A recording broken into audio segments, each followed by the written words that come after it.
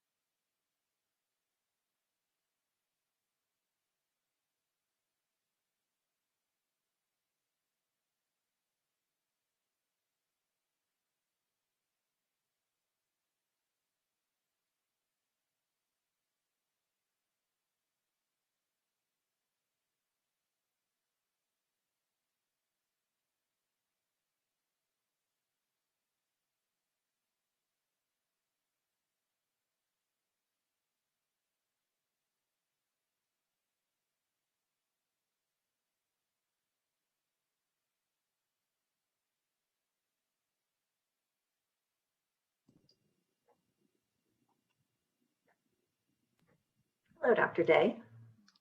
Good afternoon. Nice to see an actual face on here. Yay, more. Hi, everyone.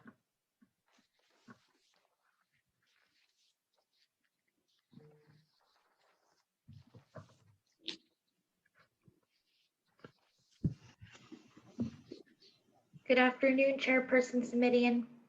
Good afternoon. Can you hear loud and clear? We sure can. Thank you. Thank you. And I see everybody is present, so that's good. Do we have signups for public comment yet and have some sense of that? We currently have one speaker in queue, two speakers in queue for public comment. All right. Well, I'll make the announcement at the outset that we would appreciate it if people would get themselves signed up so we can get to them expeditiously. All right.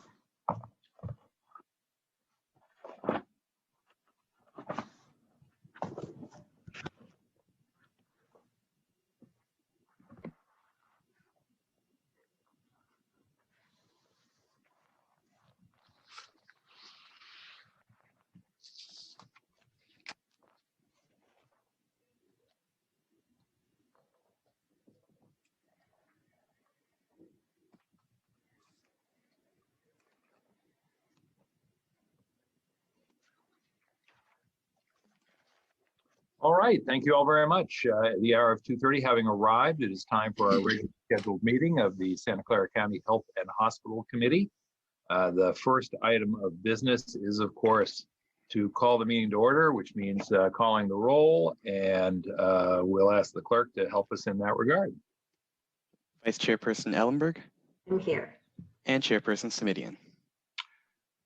Here, thank you so much. That means a quorum is present and accounted for, which takes us to public comment.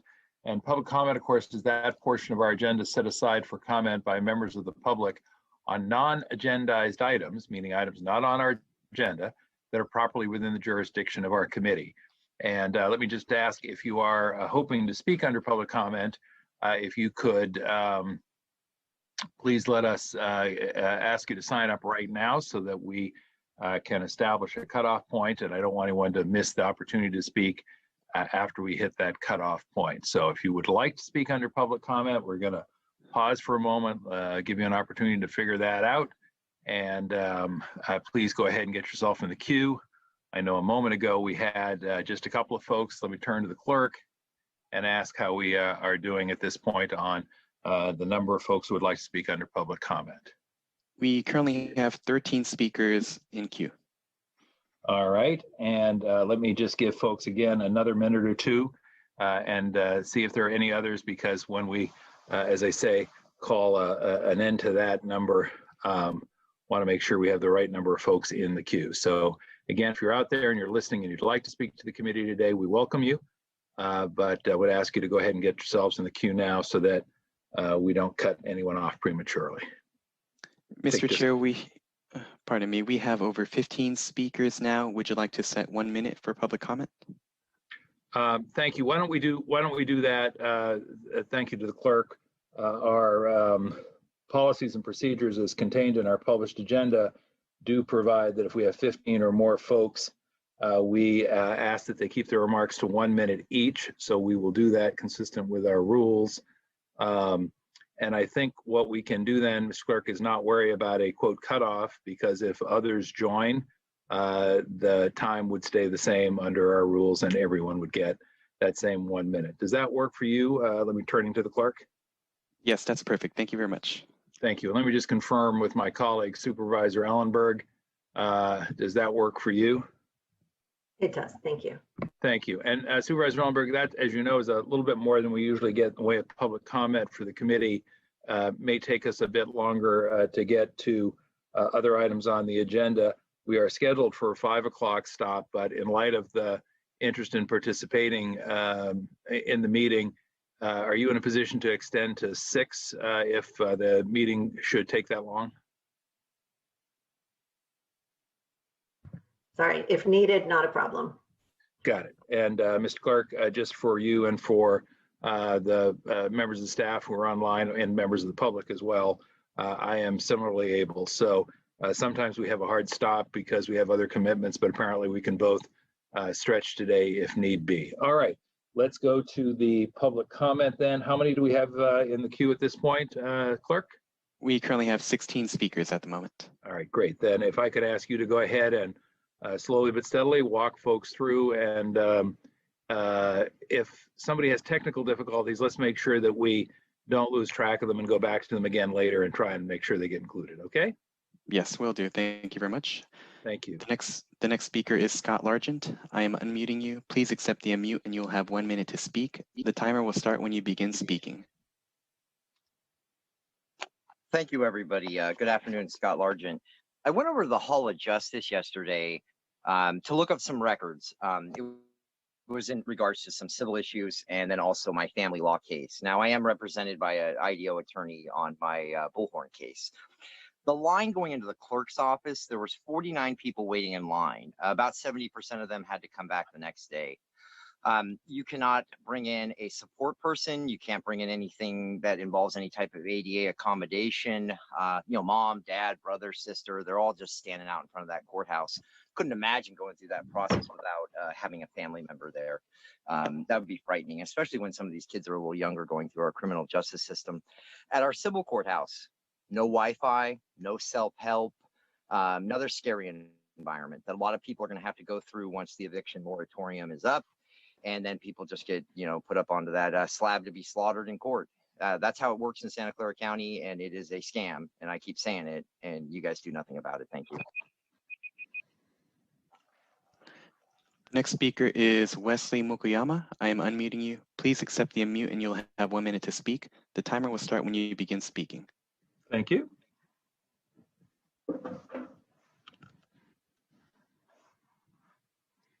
Wes, go ahead.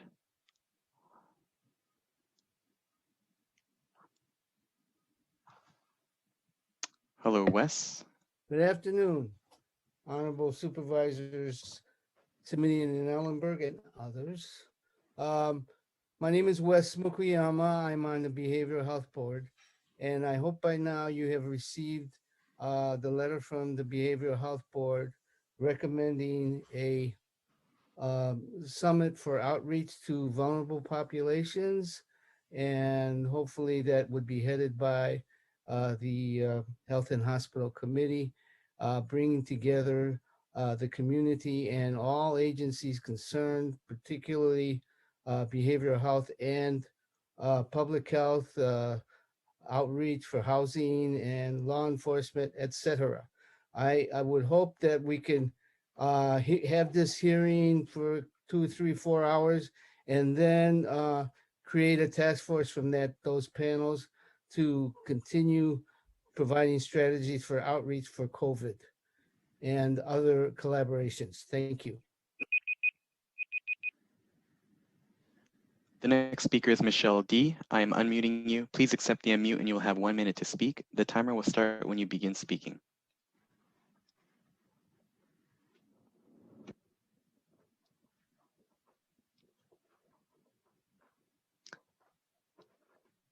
Hello, Michelle. Unmute. Can you hear me? Yes, we can hear you now. My name is Michelle Dauber, and I'm a law professor at Stanford. Campus rape is a health issue. That is why board referral number 103031 from September 22nd is important. A study that documents the policies of schools and colleges will give students information they need to protect their health. Because Supervisor Ellenberg voted against this measure, I want to address her concerns.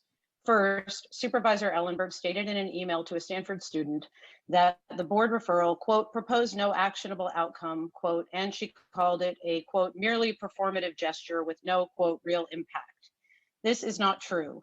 Conducting and publishing research, which is the goal of the referral, is in fact an actionable outcome. Second, Supervisor Ellenberg suggested that the county lacked authority to enforce state and federal law, but the referral did not ask the county to enforce anything. It asked the county to conduct research and make the results public, something you clearly have the authority to do. And I hope you will reconsider, Supervisor Ellenberg, your opposition and join women's organizations and get this back on the agenda for October. The next speaker is Angela Xie. I am unmuting you. Please accept the unmute and you have 1 minute to speak. The timer will start when you begin speaking. Hi. Hi, I'm Angela and I'm a junior at Stanford. I'm reading on behalf of my friend Betsy, who is also a student at Stanford. Sexual assault is a health issue. As women, we go to school to gain an education, but the fact that so many of us instead are sexually assaulted, left bruised, bleeding, infected with STIs, and dealing with the possible pregnancy is a travesty. According to the Rape, Abuse, and Incest National Network, 94% of women experience symptoms of PTSD the weeks following their rape. This is the toll that sexual assault takes on our bodies and our brains. Supervisor Ellenberg, as students, we dispute your suggestions that collecting data on the effect that Title IX policies have on our health is not an actionable item. We would also like to point out that the review of scope, which you delayed the referral 2 months for, could have been done at the Board of Supervisors meeting back in September. Your decision to delay action on this urgent health-related matter will forever cast doubt upon your commitment to serving the women and girls of our community. Thank you. The next speaker is Rachel Sun. I am unmuting you. Please accept the unmute and you will have 1 minute to speak. The timer will start when you begin speaking.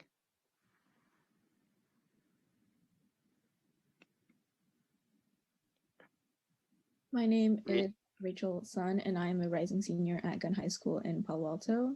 What I'm about to say contains mention of sexual harassment, assault, and violence. If anyone is sensitive to this content, please take any measures to take care of yourself.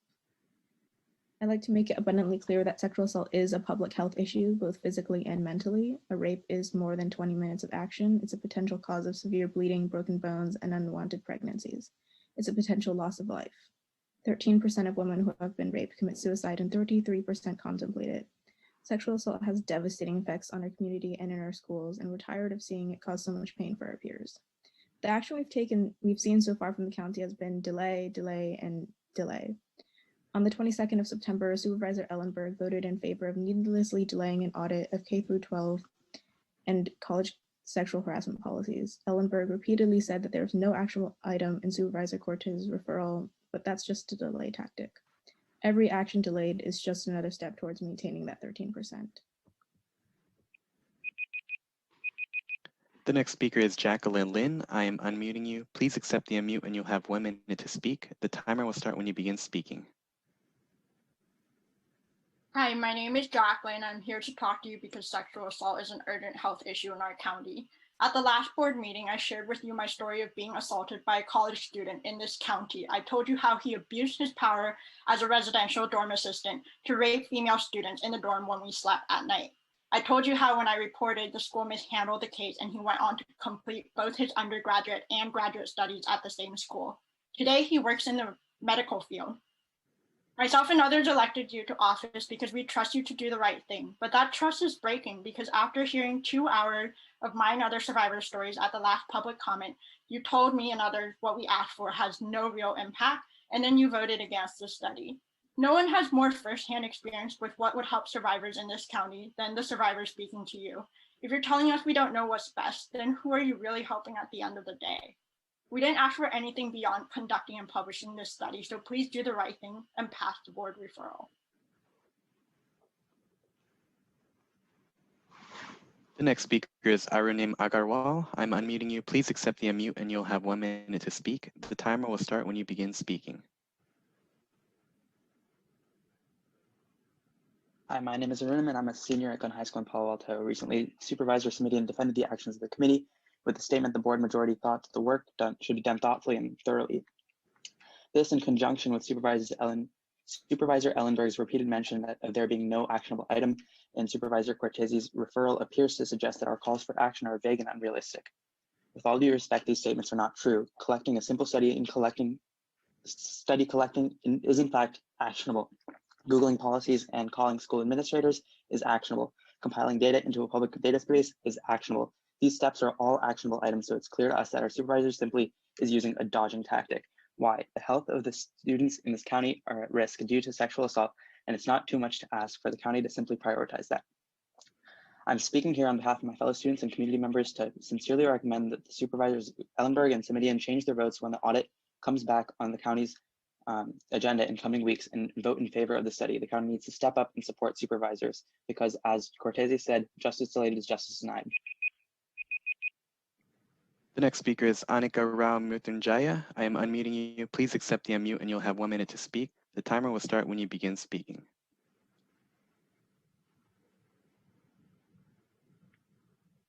Hello, my name is Anika Rao Mruthyunjaya. I'm a senior at Gun High School, and I'm speaking to you today to request the county begin to prioritize the health of its community members by taking the issue of sexual assault seriously and not needlessly endangering anonymous students, as Supervisor Ellenberg has done. Supervisor Ellenberg shared the name of one student who wrote her. When Supervisor Ellenberg wrote to Maya, she expressed anger that she was being emailed by students and then shared a response she wrote to one student with Maya.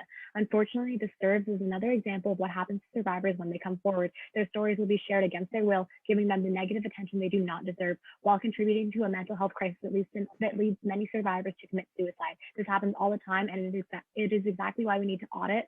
We need an audit of the K-12 and college sexual harassment and violence policies. To reiterate what my fellow students have said before, this county's review of all sexual harassment and violence policies of educational institutions is tremendously important in order for schools we go to continue to protect us from sexual violence and give us the right tools to report if we do experience it. At this time, it is more unclear than ever whether every student in the county is still being protected from sexual harassment and violence and being given a fair chance of their education. The next speaker is Casey Gao. I am unmuting you. Please accept the unmute and you'll have 1 minute to speak. The timer will start when you begin speaking. Hello, my name is Casey, and I'm a senior at Gunn High School. On September 22nd, Joseph Matean, Susan Ellerberg, and Mike Wasserman voted against reviewing the current sexual violence and harassment policies and instead decided to take 2 months to review this pending investigation. What else happened on September 22nd? Within 73 seconds of the day of September 22nd, an American was sexually assaulted. Every 9 minutes of September 22nd, that sexual assault victim was a child. And some of these victims were in Santa Clara County and under the care of Matean, Ellenberg, and Wasserman. Yet they disregarded and their claims delayed because Matean, Ellenberg, and Wasserman want more time to think about whether or not they want to help survivors and victims of sexual assault. This council has heard the cries of victims. Some of you have heard those cries from through your home windows. Yet still, 3 members of this committee have decided to ignore those cries. This is no reason at all to delay by months a simple policy study. I get it though. Maybe right now you're thinking, what's 60 days to you? Do we really want to be the person to not investigate these policies which could prevent those of cases and bring justice to survivors? The next speaker is Maya Brockbank. I am unmuting you. Please accept the unmute and you'll have 1 minute to speak. The timer will start when you begin speaking. Hello, my name is Maya Brockbank, and I'm a survivor and a student at Stanford University. I come to you again, taking time away from my professional and school work because as a constituent, I feel it is of utmost importance to bring attention to the supervisors that sexual violence proliferates every component of survivors' life, including and especially their health. It should not take a college student, however, to inform you how serious the consequences for health, education, and well-being sexual violence is. What you do need me here to tell you, it would seem, is that these consequences do not have to be perpetuated with the same strength in which they are in our county. We're not asking you to fix or completely eliminate sexual violence. We know that is not in your ability. What is in your power, however, is to pass the study of sexual violence in the county, and your choice to refuse action on such is both hurtful and confusing. I do not believe you would have taken this job if you did not think you had the capability to make any change. So now when an opportunity is presented to you, I'm disappointed by you failing to make such change as the opportunity arises. What students and survivors are asking for and need is transparency from our institutions. The next speaker is Quinton Swindells. I am unmuting you. Please accept the unmute and you'll have 1 minute to speak. The timer will start when you begin speaking. Hello, my name is Quinton Swindells and I'm a senior at Gunn High School. As others have mentioned, on September 22nd, the county board voted in favor of delaying an audit into Title IX policies in K-12 schools districts for at least 2 months. This vote went against the pleas of many students, parents, and other community members, and put many students at the many medical and mental health risks caused by such trauma. The people prayed that this audit would be the beginning of the end of mistreatment of sexual assault cases in schools and finally providing justice, peace, and security for the students in our public schools. Now, 2 months might not seem like a long time. It might feel like it can just blow past without effect. Well, let me tell you what 2 months means to me. 2 months is the amount of time I was failing in school due to PTSD. For 2 months, I would go home and cry every night. And if a child is raped every 9 minutes in the United States, just imagine how much it affect those 2 months have on children in need. Every year, victims of sexual assault and rape experience high rates of PTSD, depression, and suicide, while only 1 in 50 persecutors will ever see punishment. What's more, studies show that the majority of abusers continue. The next speaker is Vanessa Voe. I am unmuting you. Please accept the unmute and you'll have 1 minute to speak. The timer will start when you begin speaking. Hello, my name is Vanessa Voe and I'm the student body president of Stanford University. I'm also a Bay Area native and attended Dartmouth Middle School and Branham High School. I'm speaking out today to support an audit of sexual harassment and gender-based violence policies in our local schools. In 2019, Mr. Samuel Knipe pleaded no contest to a dozen charges of sexual assault and agreed to a 56-year prison sentence.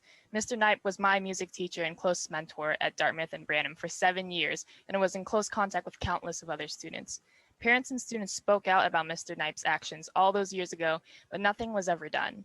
It's imperative that we complete an audit of our policies to protect all students in all of our schools, whether they are K through 12 or colleges. Thank you.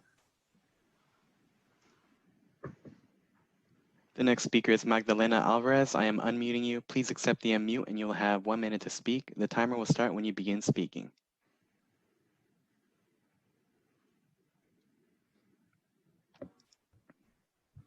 Good afternoon, everyone. My name is Magdalena Alvarez. I'm the Bilingual Client Services Coordinator with YWCA. I'm here today to speak on behalf of a lot of voices who are unable to join us today. I wanted to start off by stating that sexual assault is a public health epidemic, and the CDC itself identified violence as a top priority issue to improve the nation's health. In 2020, we must not fail to recognize that the compounding impacts of racism, violence, and gender are mutually compounding. In order for us to help prevent the widespread of sexual abuse, we must conduct research, monitor emerging research and data, educate the public and decision makers. This is why the YWCA, along with several other community partners, supported board referral 103031 on the agenda for September 22nd, 2020. New Title IX regulations for responding to campus sexual assault misconduct complaints went into effect on August 4th. There is a significant concern that these new regulations are means of limiting responsibility of schools. The next speaker is Emily Doe 9. I am unmuting you. Please accept the unmute and you'll have 1 minute to speak. The timer will start when you begin speaking. Hi, can you hear me all right? Yes, we can hear you. Great. Hi, Board of Supervisors. I was here a couple of weeks ago and I shared about my harassment, assault, and rape. I'm a Stanford PhD student, and actually ever since I've shared, it's been immensely re-triggering. I've had to relive my rape and assault constantly.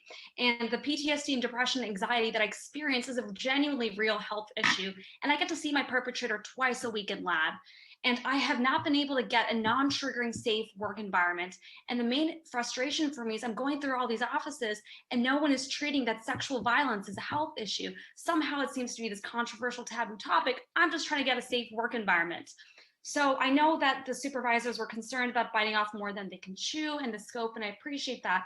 As a survivor, I'm not asking you to solve sexual harassment and violence.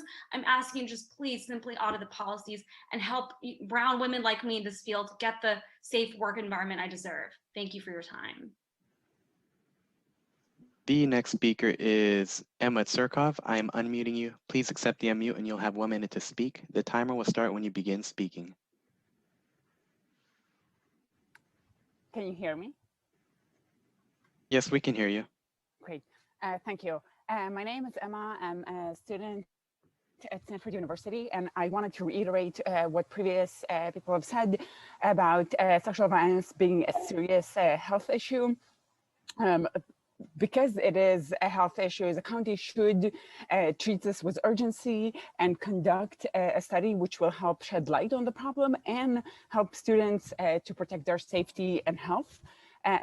This is an urgent issue and shouldn't be delayed further. The claim that there was no actionable item makes absolutely no sense when we have never asked the county to enforce any policy. We just asked for a collection of information and for the information to be made publicly available. That is in of itself an actionable item. So I strongly urge Supervisors Midian and Ellenberg to vote in favor of the referral for the study. Thank you. The final speaker is Anonymous. I am unmuting you. Please accept the unmute and you'll have 1 minute to speak. The timer will start when you begin speaking.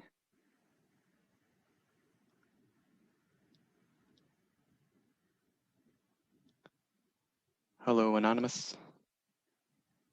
Can you hear me? Yes, we can hear you. September of my sophomore year, I was sexually assaulted by a classmate of mine at Gunn High School. May of my sophomore year, I reported this to the school and they told me that they would follow up and take a formal report, but no action was taken. By September of my junior year, I was tired of waiting for my school to help me, so I went to the office and reported the assault to Gunn again. I was interviewed unprofessionally, and as a result, there were numerous errors in the Title IX write-up. As my case was being investigated, a no contact order was issued between me and my assaulter for my safety. Over and over again, he ignored this no contact order and so did the Gunn admin. My reports were not taken seriously despite the fact that I provided proof. The day I found out that my abuser was let off the hook by PUSD, something broke in me. I was relying on the school to discipline him, to teach him that what he was doing was wrong. Instead, they let him get away with all he did to me. Today, I'm sure that filing a Title IX against my abuser did nothing but worsen my situation. School became tiresome and I constantly felt unsafe on campus in the months following the resolution. I felt targeted by both my abuser and my school, and anxiety attacks became irregular.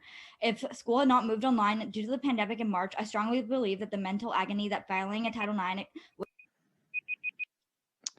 My apologies, Mr. Chair. We have a couple more hands that went up. I'd like to go ahead and take those hands, as I said, notwithstanding the fact that we came to the end of what you thought was the queue, Mr. Clerk. Go right ahead, please. Certainly. The next speaker is Sabrina Medler. I am unmuting you. Please accept the unmute and you'll have 1 minute to speak. The timer will start when you begin speaking.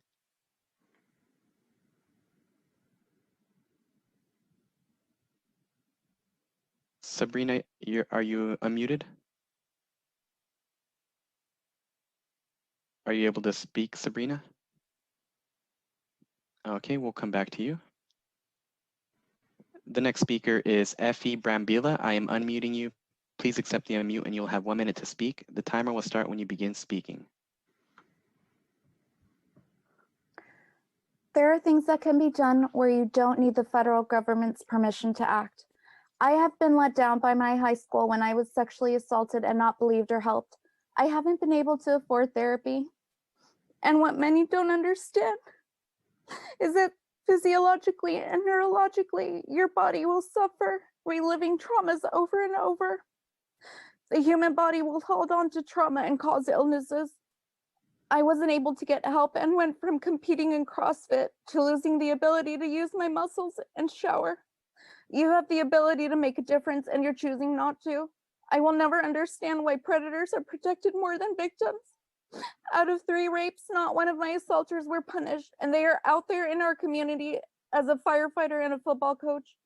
I am also costing the government extra money now, needing your financial support because I am not well enough to work. You can prevent some of this from helping us. Please help us. The next speaker is Christine Aylesworth. I'm unmuting you. Please accept the unmute and you'll have 1 minute to speak. The timer will start when you begin speaking. My name is Christine Aylesworth, and I am a health representative for the County of Santa Clara, the Behavioral Health Call Center, where we are processing numerous and uprising amount of behavioral call-ins and referrals for across the county. The reason for our communicating with the board is that we know and believe our county is labor-friendly and safety should always be a top priority. Per email from Supervisor Dave Cortese, telework, all businesses must continue to require workers to do their jobs from home whenever possible. Us clerical are not offered the same safety precautions and protection as our teammates. And we are asking, please address our management for giving us the same safety precautions. And why is management still undermining the directive of our public health order? Thank you. The next speaker is Erika Marquez. I am unmuting you. Please accept the unmute and you'll have 1 minute to speak. The timer will start when you begin speaking. Hi, my name is Erika Marquez. I am a teacher at Branham High School. And as a teacher, I have witnessed students come to me about being abused and have to report it. And I have seen how these students suffer and how not many things get done when this happens. And the abuser is usually a student that, gets pretty much nothing happens. One of the things that I think it's really important for you guys not to delay is because, 1.3 women ages 18 and over in the US are forcibly raped. That means 78 women are raped each year. So the more you wait, the more this is happening and you're not doing anything about it. So please, please listen to these voices right now, because if we don't do the change now, more and more of these cases are going to happen. The change needs to happen now, like at this moment that we're speaking, it needs to happen so we could stop this. The next speaker is Ronald Smear. I am unmuting you. Please accept the unmute and you'll have 1 minute to speak. The timer will start when you begin speaking. My name is Ron Smear, and I am a teacher at Branham High School. And I was asked by a former student who is now a student at Stanford University to speak to you today on the question of the audit of sexual harassment and gender-based violence policies in schools and colleges. And I would just come out in favor of doing such an audit. As a teacher at Branham High School, I was a former health education teacher at Branham High School when our district still offered health education. And I was right in the front lines of all these sorts of issues. It is a real prevalent problem, and it continues to be a problem. And the more that we can do to try to help these victims and to try to alleviate this as much as we can, as soon as we can, the better. So I would be very much in favor of conducting the audit for this, okay? Thank you very much. The next speaker is Sabrina Medler. I am unmuting you. Please accept the unmute and you'll have 1 minute to speak. The timer will start when you begin speaking. Hello, my name is Sabrina Medler and I'm a survivor and recent graduate of Stanford University. I'm here at the Health and Hospital Committee meeting because sexual violence is a health issue. My assault was only the beginning of my pain. I faced physical bruises and soreness in the weeks following, had to undergo an STD test and pregnancy test, experienced PTSD, developed depression and dissociation. I was extremely suicidal in the month following my assault. We need this audit of sexual violence policies at Santa Clara County schools so that one more student won't have to experience these health issues.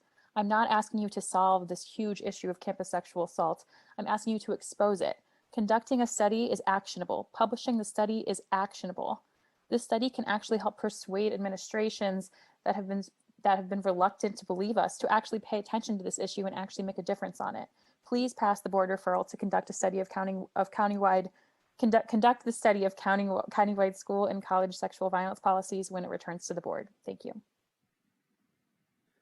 The next speaker is Kim N. I am unmuting you. Please accept the unmute and you'll have 1 minute to speak. The timer will start when you begin speaking.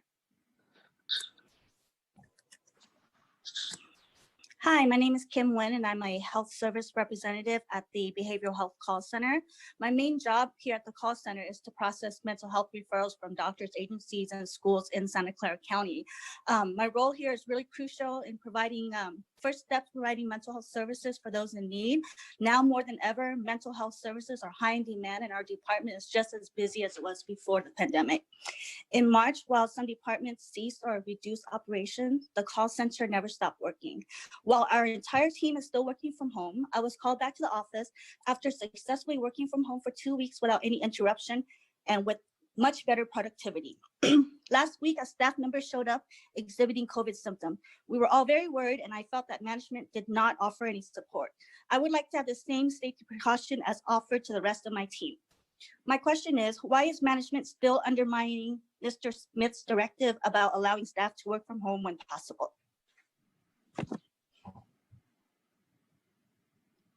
The next speaker is John Salberg. I am unmuting you. Please accept the unmute and you'll have 1 minute to speak. The timer will start when you begin speaking. Okay, thank you. My name is John Salberg. I'm a teacher at Branham High School, and I'm a victim of clergy sexual abuse in the Catholic Church. And I just want to urge you guys, whatever possibilities seem inevitable, that you can't get to something like this because the beast is too big in tackling such thing as an audit. I just got to caution you, we're capable of doing anything that we set our minds to do.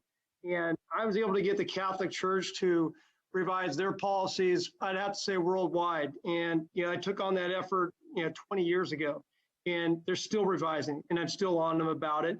But the idea is it takes people like yourselves, the people in the position that you're in, elected by the public like us, to take the time, take the effort and the inclination. I'm not saying you guys don't care. I'm saying we need you there, all right? An audit, everybody can use an audit, all right? Thank you very much, and please do the right thing.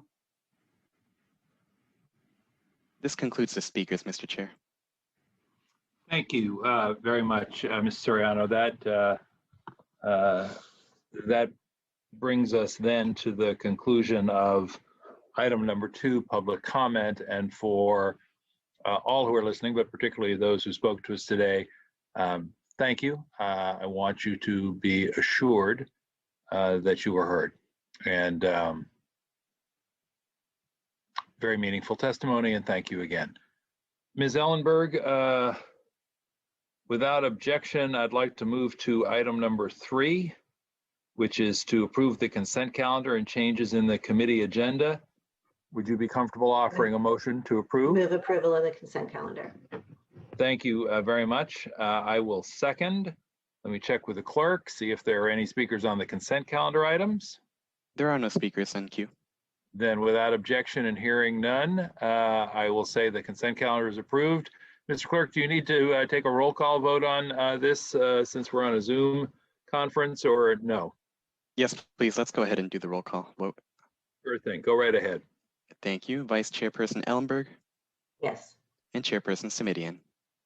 Yes. Thank you. All right. Now we have doubly approved the consent calendar and changes to the committee agenda. Thank you. That takes us to item number 4. Item number 4 is the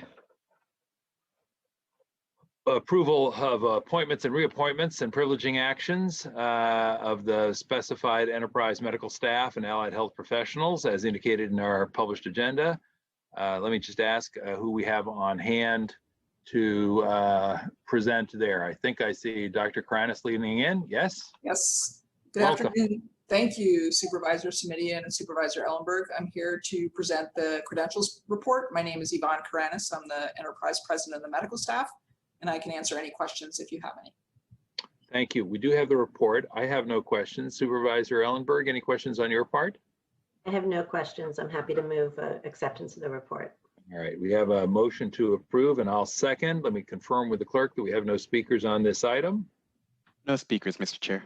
Then call the roll. Vice Chairperson Ellenberg Yes. and Chairperson Simidian. Yes. Thanks, Dr. Kranis. Thank you. Appreciate it. Take care. All right, that takes us to item number 5, which is to receive the report from Facilities and Fleet regarding the Santa Clara Valley Medical Center and other county Office of the County Executive staff relating to the Child and Adolescent Psychiatric Facility / Behavioral Health Services Center. We're going to have to come up with a shorter name when we finally get this project squared away. But let me turn to Dr. Smith or his team. I see Mr. Draper. Who'd like to present on this item, folks? I think we're going to start with Mr. Draper. Mr. Right. Koenig, actually, Mr. Okay. Well, I'll start. You've got the report, Supervisor Simidian, for your consideration. I would just like to make a few comments. The design development is progressing at a furious pace, and I do mean furious. The project team is holding 3 to 4 user group meetings per week, 2 to 3 hours per meeting, with significant involvement on the part of the behavioral health staff. They're on track and they should be complete by the end of this month. We reported last month that XL Construction was going to be approved as the general contractor, CM at risk. They're on board. They've held their alignment session. They heard our message very clearly that schedule certainty was important to the county, and they are looking at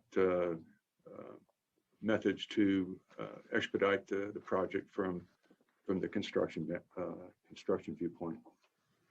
The project team did meet with OSHPD and the Department of Public Health on September 28th. We wanted to introduce the project as well as get guidance on how to treat the 6 medical psych beds. The feedback we got from them is before they could make a decision, they needed a detailed functional program that we could present to them, and we have scheduled a follow-up meeting for next week. Last item, we will be bringing an action before the board to improve the amount of the architect's contract from $12 to $22 million. We believe it's warranted based on the fact that the architect was asked to base their initial proposal on the original feasibility report. Since that feasibility report, as you know, they've completed a functional program review as well as a site selection process, and that resulted in significant changes in scope to the project, including additional square footage to account for program changes. The site selection itself, because it's across the street from the main hospital, it required the construction of a tunnel to get logistical support from the receiving and support center, as well as a bridge connection to the emergency department for the transfer of patients from the ED to the new facility. And finally, the site itself is currently occupied by the parking structure 3, which will have to be demolished and reconstructed at a different location. Are there any questions? I do have some questions. Supervisor Ellenberg, okay with you if I take the lead on this one and then turn to you? Thank you.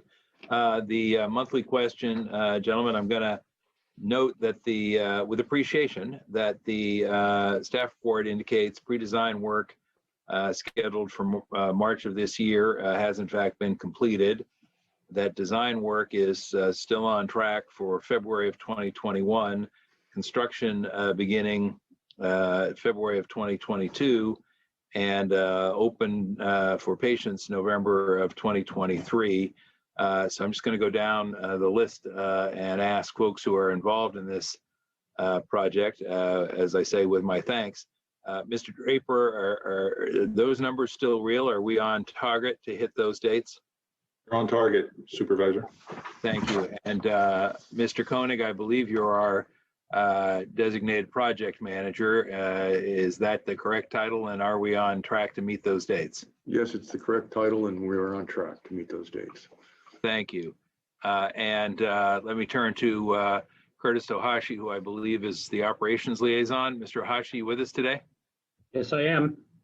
Are we still on track to meet those dates? We are on track. Thank you. And how about Mr. Sodi, our capital projects manager? Are we still on track to meet those dates? Yes, we're on track. Thank you. Mr. Draper, can you let me turn now to Mr. Lorenz and ask him the same question? Is that okay? That's fine with me.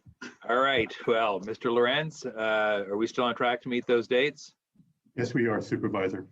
Thank you for that. And Dr. Smith, we still on track to meet those dates? Yes, we're on track. Thank you. I had a question about the architect's contract cost increase, which you anticipated and addressed. So I will not revisit that one. Let me just ask this question, and Mr. Draper, I'll let you sort of turn and, or Dr. Smith, forgive me, and identify who's the best person or persons to answer. But I'm just curious, as now that we're into this in a substantive way, what you're thinking about the issue that is most likely to delay us, and perhaps more importantly, how can we get ahead of that challenge? But what's the thing that should be keeping us up at nights, worried about making progress on this in a timely fashion? Wow, I guess I'm sitting here thinking, what is in the way? Obviously, go ahead, Jeff. Yes, sir. We probably have different perspectives. Jeff and Doug will give you operational perspectives. I'm most worried about the economy and what's going to happen to our budget. But go ahead, Jeff. No, I think that's perfect and right on. And from a design and construction perspective, we're tracking along pretty well. Obviously, in construction, you're never guaranteed to do anything till you're out of the ground. So demolishing the facility and getting out of the ground would probably be the construction risk that's most in play at this point. But the economy is probably the bigger issue. Thank you. And we had some notes in our enclosure about environmental mitigation issues. Could you tell us a little bit more about what that entails? Doug? The environmental mitigation, I don't believe that that's going to require a significant amount of, I would expect that we're going to get a mitigated negative declaration and that we'll only have to add certain project features that would be typical of other project features like, surface water retention and not a whole lot different than that. I think the original thoughts were along traffic impacts in the area. So that's been kind of studied through at this point. Thank you. I just want to underscore the comments and requests made by my colleague, Supervisor Ellenberg, at previous meetings about the importance of outreach to the community. And in this case, folks in the neighborhood who will have understandably and appropriately questions and concerns that we need to be able to respond to, but I just want to reinforce her prior expression of concern about making sure we get the outreach done and that it's done right and robustly. Okay. Will do. And I guess the one other question, and Dr. Smith, this is one for you and perhaps Mr. Lorenz as well. We've had a running conversation about the possibility of essentially repurposing 13 bed units at O'Connor. And on the one hand, I have gotten the message from you all loud and clear that the timing on that exercise, if we were to proceed, probably wouldn't put us much ahead of the timing for the opening day of a new facility. I do think it raises the question, however, if that additional 13-bed capacity is there sufficient demand, understanding that we make some of these beds available to out-of-county patients? Is there sufficient demand out there that we can and should take advantage of the opportunity to create that additional capacity? Or are you thinking that we would be better advised at this point to just focus on the project that we've got before us? Well, I think we're better advised to focus on the project before us. However, since you do bring up other referrals, we'll be happy to check with the other agencies. Most importantly, Kaiser, and see what their need is at this point, and get back to the committee with further information if you would like. Thank you. I do think that would be helpful. I don't want to turn it into a major undertaking for anyone, but I've heard you loud and clear, and I am prepared to accept the fact that this is, probably not a path that allows us to start providing this range of services prior to the completion of the project itself. But that, of course, as I say, prompted me to think, well, is that additional capacity that we would benefit from having regardless? And I hear you saying that the answer to that question would probably benefit from some additional information. So I look forward to getting that additional information. Can I, is it safe to assume, usually not, but is it safe to assume that that opportunity to convert those 13 beds will be with us for the foreseeable future, that there's not some action pending that would preclude us from making that decision 6 months, a year, or 2 years from now? The only thing that could intervene would be bed capacity related to the pandemic. At this point, we're pretty well under control countywide. But as you know, I'm a bit of a Donnie Downer about the whole thing and think that we might well end up, needing a lot more capacity. So that would be the only thing that I could foresee that would change the issue right now. Got it. And even if that capacity demand were present, forgive me, it's a little cumbersome. Even if we needed those 13 beds by virtue of the pandemic, once the need had subsided because the pandemic was, we hope, under control, then the opportunity would still be there if we felt the demand warranted to capture those 13 beds for these other purposes, would it not? Yes. All right. Well, I think the one thing I would ask in the role as chair of health and hospitals is just that action not be taken that would preclude that possibility at some point in the future without first coming through health and hospital. Is that a request we can reasonably make of you? Surely. All right. Thank you. Ms. Ellenberg, after I say thank you again to everyone, it's exciting to see some real movement now that some of the pieces have fallen into place. Any comments or questions from you, ma'am? I appreciate your referring again to the need for public outreach. Christine in my office has been in touch with Paul and Curtis Ohashi. We need to finalize a November date for a community meeting, but that is in the works. And I just want to thank the staff for the great briefing on the design of the facility and all of the efforts that are being undertaken to ensure that this environment is safe and welcoming for children and youth. It was exciting to be walked through the design and see how thoughtful really every square foot is. I was impressed. I'm excited. I'm glad that this project is on track. I have no doubt Supervisor Simitian will keep it that way. And I think this is really going to be just a tremendous asset for our county. So thank you all. All right. Thank you all. The Recommended action is simply to receive the report, so if we can get a motion to that effect. Thank you, and I'll second. Let me check with the clerk, see if we have any speakers on this item. There are no speakers, Mr. Chair. Then please call the roll. Vice Chairperson Ellenberg Yes. and Chairperson Simidian. Yes. Motion carries 2-0. That takes us to, excuse me, item number 6.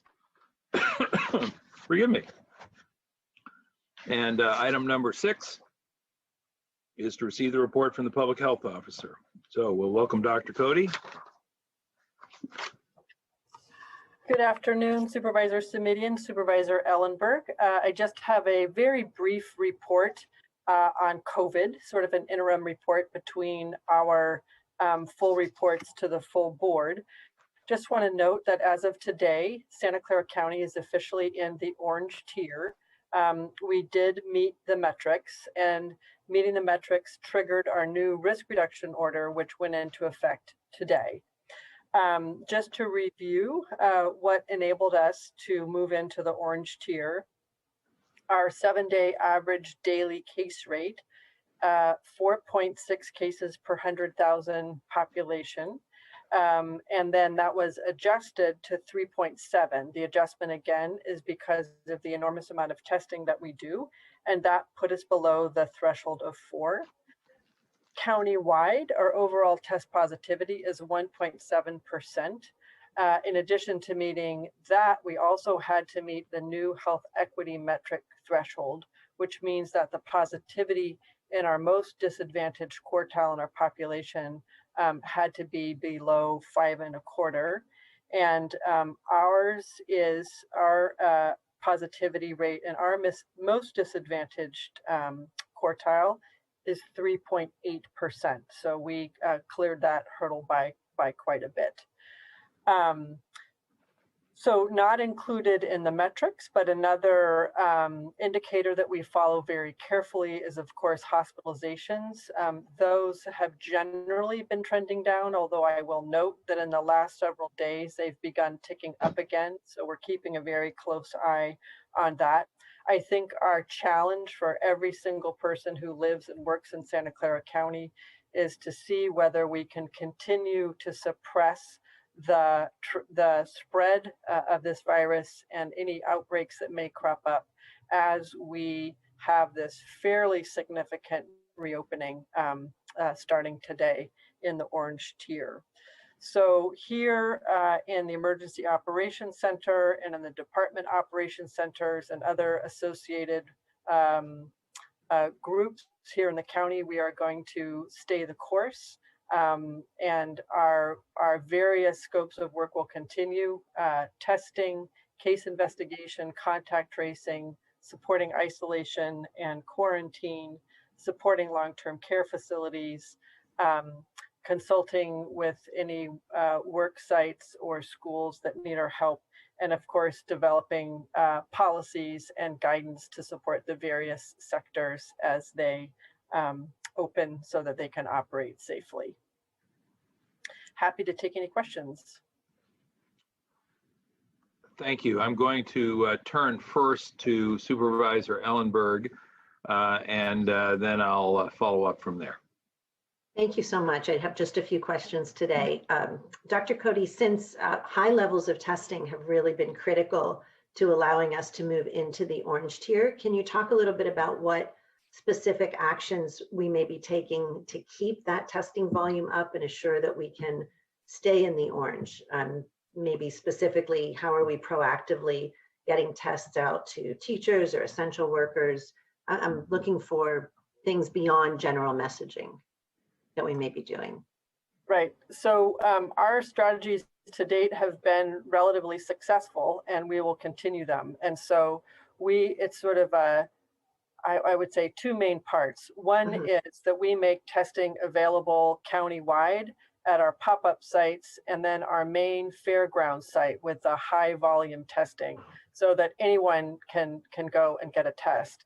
The other main strategy, which you know about, is through the testing order to make it as easy as possible for anyone to go to their provider and get a test. That's anyone who falls into those groups outlined in the order. you have symptoms, you're a contact, or you are an essential worker. And that really is the mainstay, which we support through, I think our PIO team has that as they don't go a day without messaging around testing, how important it is, how available and accessible it is. Is the bar going to be higher though, now that we're in the orange?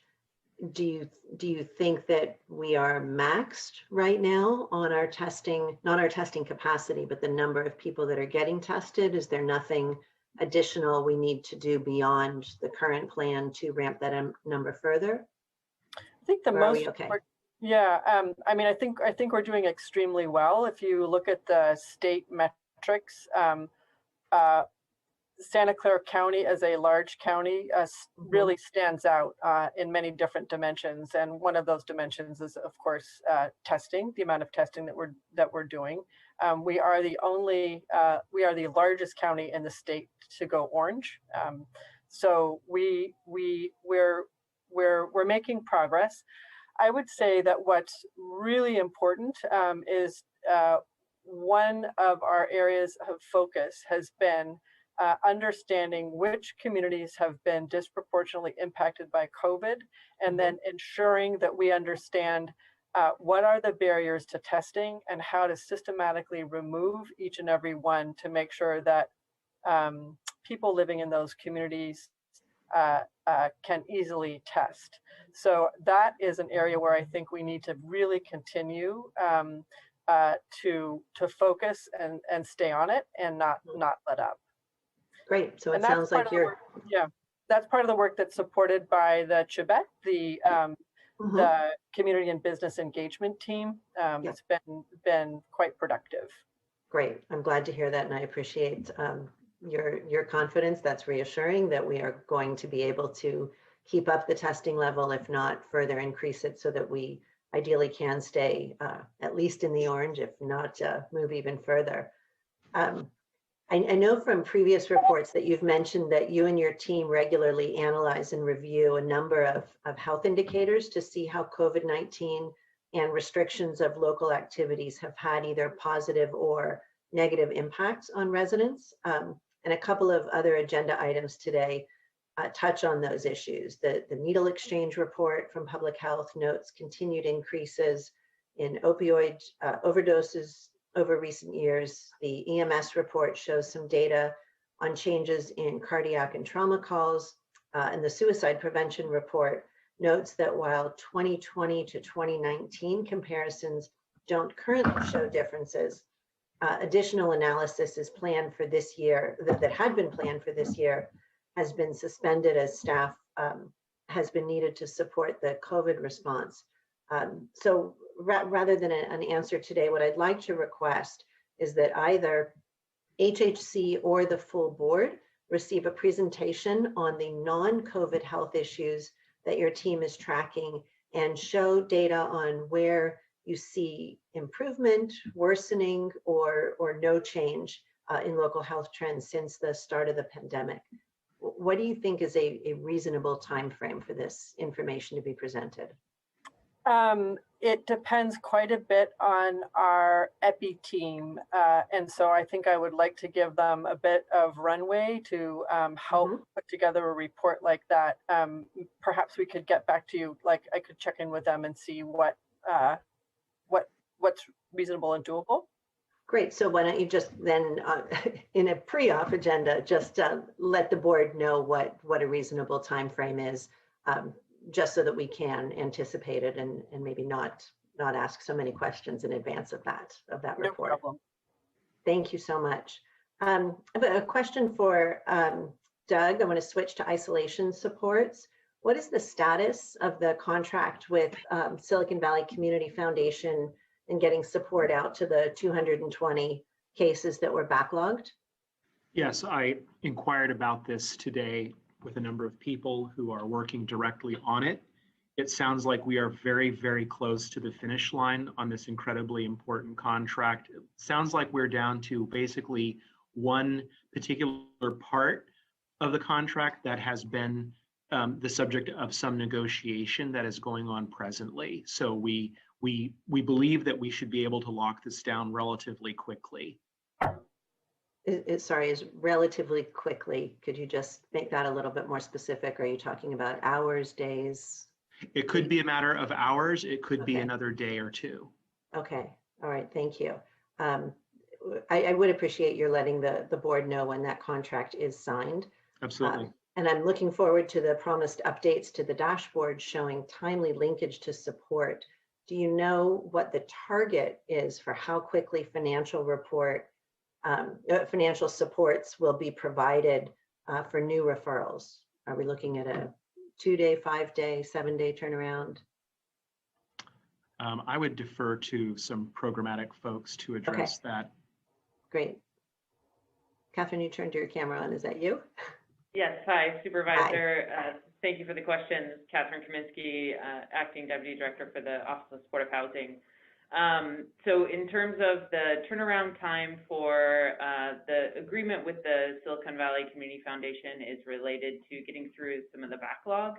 And so all of those individuals will be contacted by Sunday pending the execution of the agreement and provided the information that they need to access the resources that they'll be provided. And the timing between notification on Sunday and money in hand? That will depend on which option they choose for receiving the funds. There's, I think we provided that information in an off agenda, but there's 3 different methods by which they can receive the funds, either a direct deposit, a Visa gift card, and a Visa gift card via email and mail. And via email or a Visa gift card via mail. So it will be. I know that you all share the urgency around this. I'm hoping that we can just knock down whatever barriers are still keeping people from getting the money. And what is the timing for the backlogged, for the non-backlog cases that are going forward through a VOD? Do you have timing on that?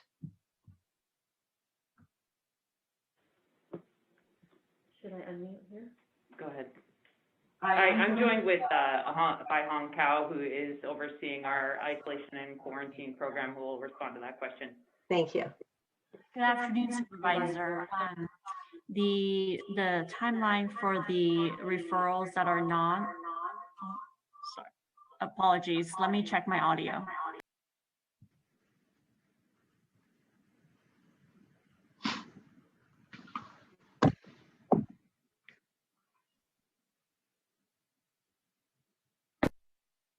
Sorry.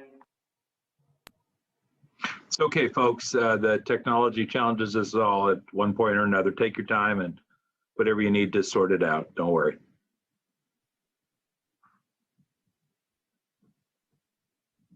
Go ahead. Can you hear me now? Yes, thank you. The non-backlogged. I apologize about that. No worries. Yeah, so the timeline for the non-backlog, we are currently reviewing the referrals and contacting every single household to request for the documentation that is required for verification to receive rental and financial assistance. And the timeline, once all the documentation is received and that the packet is submitted to Abode Services, the check should be issued directly to either the client or the landlord within 3 to 5 business days. Okay, so let me just think about the reality of this. Somebody is told that they need to isolate or quarantine for 14 days. They then start an application process. Are they going to get whatever they need to be able to isolate during that time of isolation? Yes, in addition to the financial and rental assistance component of the isolation and quarantine program, we also provide hotel for them to safely isolate if they are unable to do so at home, as well as food or grocery deliveries. And these 2 components are the the turnaround time for hotel and food resources are completed within the first 48 hours of when the referral is made to the isolation and quarantine program.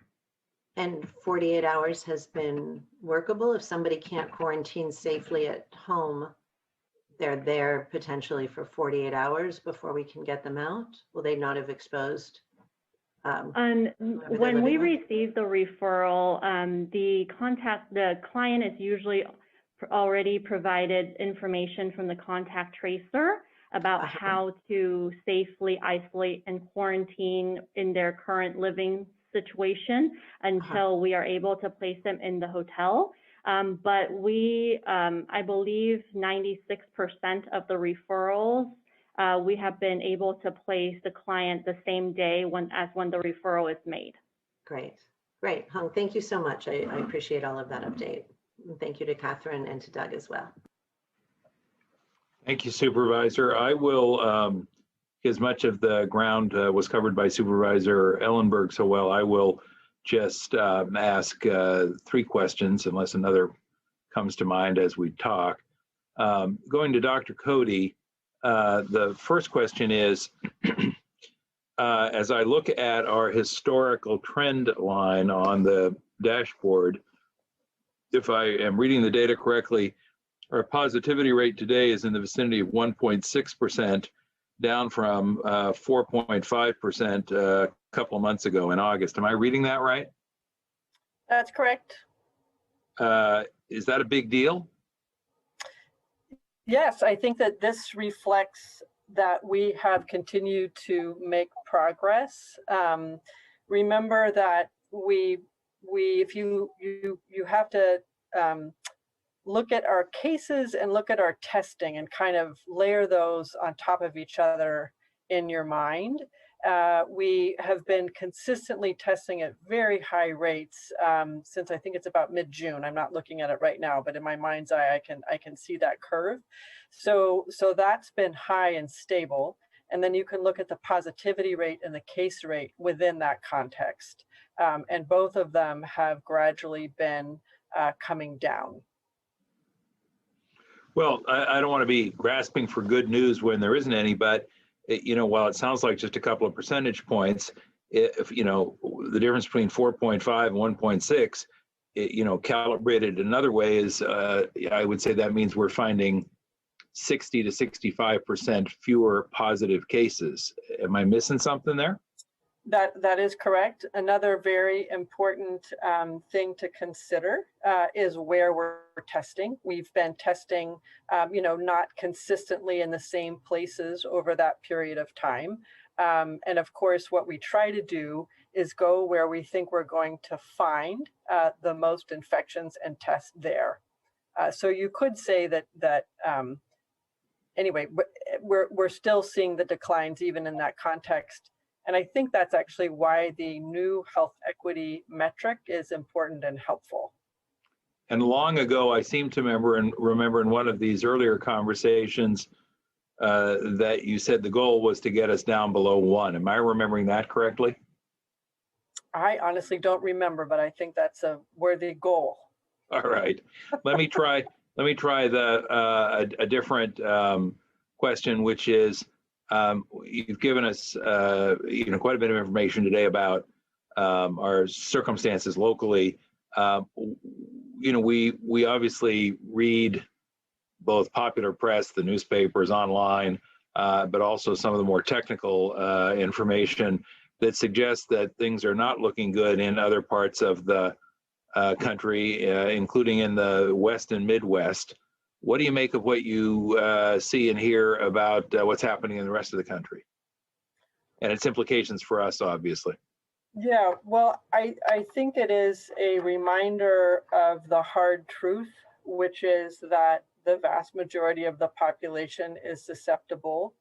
And when we let up or let our guard down, we see increases in spread, case rates, and positivity rates. And so the hard truth is that we need to change our behaviors and sustain the behavior change and create environments that help people stick to the behavior change. And you know what all of those things are. It's wearing masks, staying physically distant, staying away from people outside of your household unless you're either in an outdoor space or a well-ventilated indoor space. So trying to take all of our activities and businesses and things that we cherish and do them in that way, that's what keeps us safe. And it is very hard to do, as demonstrated by what we see around the country and around the world. Got it. And then my final item for today is a request of both you and Dr. Smith. And let me just confirm that Dr. Smith is on the line. I'm here. Thanks. I wonder if we could, I know that the team is struggling mightily on comms, communications, and trying to get the word out, but you know, as a district supervisor, I was startled to pick up the local newspaper and read that we had 13 cases of COVID in just a single local senior care facility, and in the space of 2 weeks. I immediately went to my office and asked them to verify that we had not been given a heads up or notice on this. I think it's, you know, understanding how much of this is in the public health officer's purview, but an awful lot of the responsibility rests with our board and the other staff. We need to know what's going on, what's happening on the ground, how real people's lives are being affected, if we're going to make good decisions. Can we do something to improve that going forward, please? Yes, we'll check into what happened and make sure we correct it.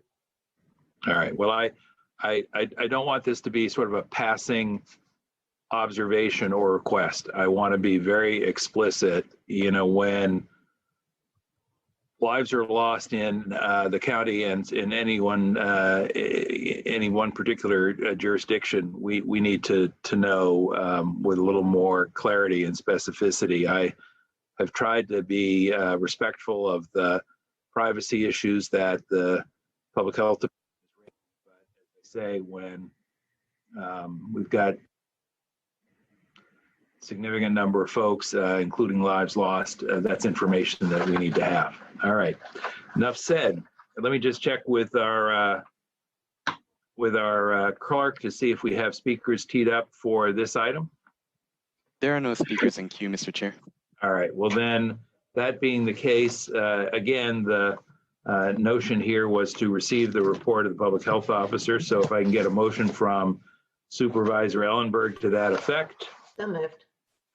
And I will second, and in the absence of any public speakers, we'll call the roll. Vice Chairperson Ellenberg? Yes. And Chairperson Simidian? Yes. Without objection, and there is none, unanimously approved. That takes us to item number 7, which is to receive the report of Santa Clara Valley Medical Center relating to a 6-month pilot program to provide medication assistance to eligible county residents for insulin, asthma inhalers, and epinephrine auto-injectors, as well as medication therapy management, and to expand access as well to insulin at Better Health Pharmacy for eligible county residents. Who's going to present on this one? Thank you, Chair Simidian. Dr. Nari Singh is here to provide an update, and we're happy to take questions afterwards. Great, will do. Good afternoon, Supervisor Simidian and Supervisor Ellenberg. We had received the request for creating a subsidized medication pilot program, and we have submitted that request. In summary, what we have done is created a pilot program that will be run by a pharmacy resident. So the resident will be dedicated for this project for the entire 6 months period. There are 2 separate studies which are built into the program. One will be run at the county clinic pharmacies, and then the second will be run at the health pharmacy. Once the studies are completed, we can bring the report back to you. In summary, the 2 key elements of the study are copay assistance and pharmacist medication therapy management consultation. We believe that combining these two will provide better outcomes for the patients and reduce hospitalization and reduce ED visits. I would take any questions at this point. Thank you. Let me first say thank you very much to the whole team for pulling this together. Supervisor Ellenberg, you may or may not recall I had a referral on this item in January earlier this year. The board approved, staff followed up on it, and what I think is a very thoughtful and rigorous way. So thank you for that. I think the pilot approach is consistent with what I had proposed, and I think it's the right and smart way, frankly, to proceed. Let me just confirm a couple of things and ask a couple of questions. My understanding is that at this point, sort of a formal launch on the effort is scheduled for November 2nd, yes? That is correct. Thanks. And I was struck, and I just want to ask Mr. Lorenz or anyone else on the call, for the three conditions that we identified, it looks like there are, I'm looking at packet page 3 here, close to 400,000 folks who have one of these three conditions. Did I get that right, Mr. Lorenz? That's correct. Yeah, I wanted to underscore that because it's just a huge number, 20% of the population of the county. And yet, again, Mr. Lorenz or anyone else, I mean, these three particular conditions were called out in the referral back in January because they are both, the medication is both life essential and for a lot of folks can cost a small fortune. Is that a fair summary, Mr. Lorenz? That is a fair statement, yes. All right. Well, I think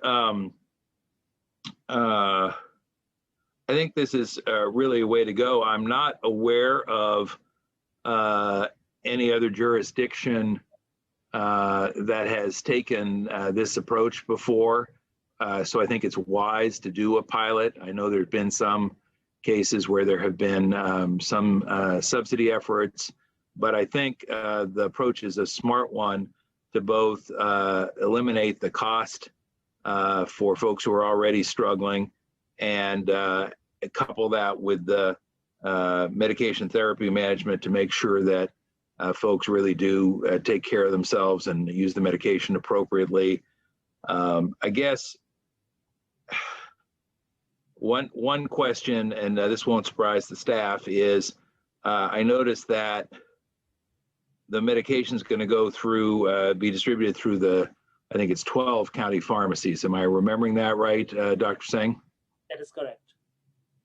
And Mr. Lorenz, let me ask you a question that I know you've heard from me before. How many hospitals do we have? 3. And are any of them in the 5th Supervisorial District where 400,000 folks reside? They do not. And how many clinics do we have? We have 11 large health centers.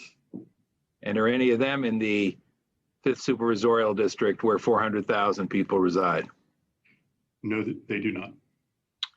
And last one, 12 pharmacies. Did I get that number right? That is correct. Are any of them in the 5th Supervisorial District where 400,000 people reside? No. All right.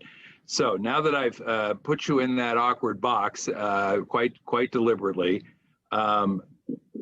if the pilot is as successful as we hope, are there plans to make sure that it is truly county-wide in whatever successor effort we make?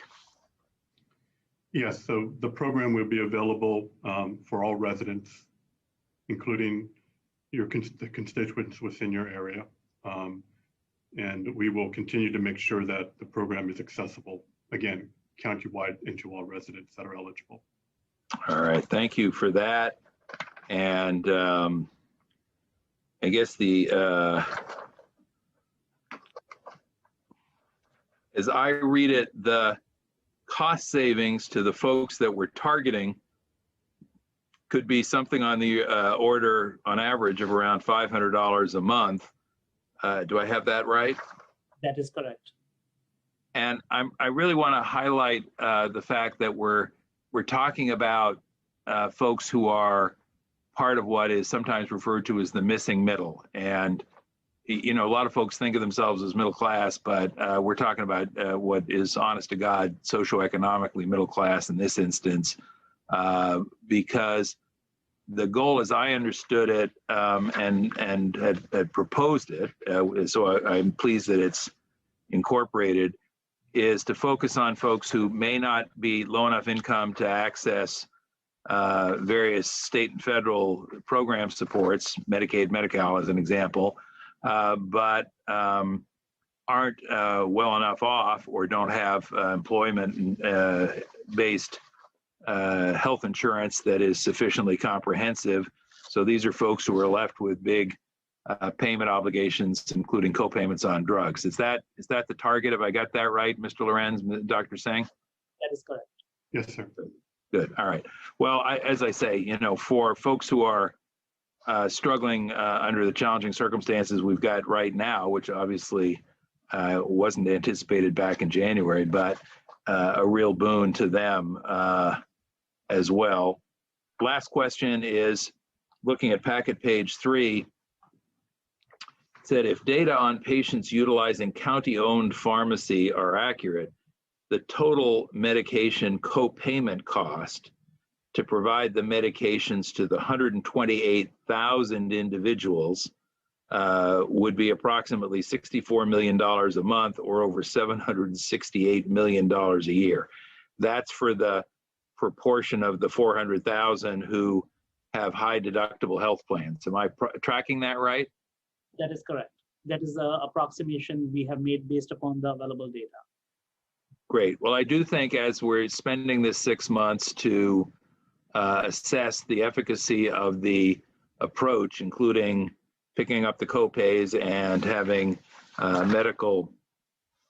medication therapy management, we need to think about what would be required to scale this up, because that's a number that I think we all know we're not going to see anytime soon. So thank you for that. I should just mention before I take the privilege of moving approval of the recommended action, which is simply to receive the report, that you know, this is obviously part of a much larger conversation, but I'd like to say thank you to the staff and move approval, and then turn to Ms. Ellenberg, see if she has comments or questions as well. Apologies, no comments or questions. Thank you for the report, and glad to second your motion. Thank you. Anything else, Dr. Singh or Mr. Lorenz, Dr. Smith, that you'd like to add before I turn to the clerk and ask if there are speakers? No, thank you. No, thank you. Dr. Smith, anything from? No, I think I'm okay. All right. Then let me check with the clerk, see if we have any others, any speakers on this item. No speakers, Mr. Chair. All right, then we'll ask you to call the roll. Vice Chairperson Ellenberg Yes. and Chairperson Smidian. Yes, and let me just say to Dr. Singh and Mr. Lorenz again how much I appreciate the good work that went into it. Really a well thought through and comprehensive approach. Much appreciated. Thanks again. That takes us to item number 8. And item number 8, of course, is the recommendations relating to the agreement with Rural Metro. Who's like to present on this item, Dr. Smith? Thank you, Supervisor Smidian. This is Miguel Marquez, and I will be presenting and will provide a brief report on the current status of our contract with Rural Metro, after which both I and the team will be available to answer any questions either of you may have. By way of very quick reference, the original agreement with Rural Metro was first commenced back on July 1st of 2011, and it currently ends on June 30th of 2022. Since the time it was initially enacted, there have been 7 amendments made to that original agreement. The 7th Amendment took effect July 1st of 2019. As we discussed at a prior HHC meeting, the 7th Amendment included a provision that was intended to solve the problem of capturing on-time performance versus late arrivals when a call is canceled en route. Previously, Rural Metro was penalized if an en route call was canceled and the arrival time was projected to be late, but Rural Metro was not given credit if the arrival time was projected to be on time. The provision added in the 7th Amendment had intended to account for all canceled en route calls, giving credit for projected on-time arrivals, but also penalizing projected late arrivals. Unfortunately, however, the technology that projects the time when an ambulance would have arrived at the scene did not provide real-time data that was sensitive enough to allow for enforcement of that provision. As we discussed a little the last time this issue came before the committee, the EMS agency did extensive research using 2 different data sources and has independently verified that there was no significant change in rural Metro's overall performance when comparing response times before enactment of the 7th Amendment versus comparing those response times after enactment of the 7th Amendment. So performance was not affected. But as also discussed at the prior HHC meeting, administration had been looking into entering into an 8th Amendment to the agreement in order to fix this provision, and also to address other concerns that were raised by the committee relating to the penalty structure that had been agreed to in the 7th Amendment. I'm pleased to report that since then, the EMS agency and rural Metro have reached agreement on proposed terms to return to the former contract methodology for determining response time compliance. I also want to highlight a couple of other changes that will be proposed in the 8th Amendment presented to the board on October 20th. First, to ensure accountability for response times, the 8th Amendment would increase liquidated damages for monthly zone non-compliance to ensure greater accountability for rural Metro's response times. And second, the 8th Amendment would reestablish graduated liquidated damages based on the amount of time that response times are exceeded. These graduated damages had previously been eliminated in the 7th Amendment. Now, since the fall of 2019, the EMS agency has convened a group of stakeholders to discuss the future of the EMS system and the potential for a new RFP. But with the combination of the COVID-19 pandemic, civil unrest, wildfires, and so many other things we've had challenging for us in this year of 2020, it has put significant stress on the EMS system and on our various stakeholders, particularly our firefighting partners. We had been meeting regularly until the February-March timeframe when the pandemic hit, and hit especially hard the San Jose Fire Department, and when the shelter-in-place order was issued. These unforeseen challenges have now made clear that an extension of the 911 ambulance services contract is necessary to allow time for the system and all of its partners to stabilize prior to issuing a new RFP.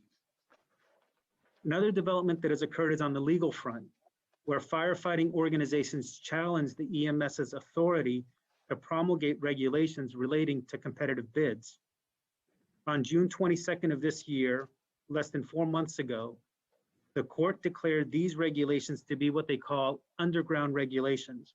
And those are underground regulations that cannot be enforced.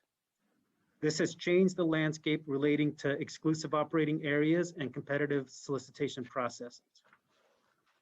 More recently, the EMS authority had proposed a new rule to replace its voided underground regulations.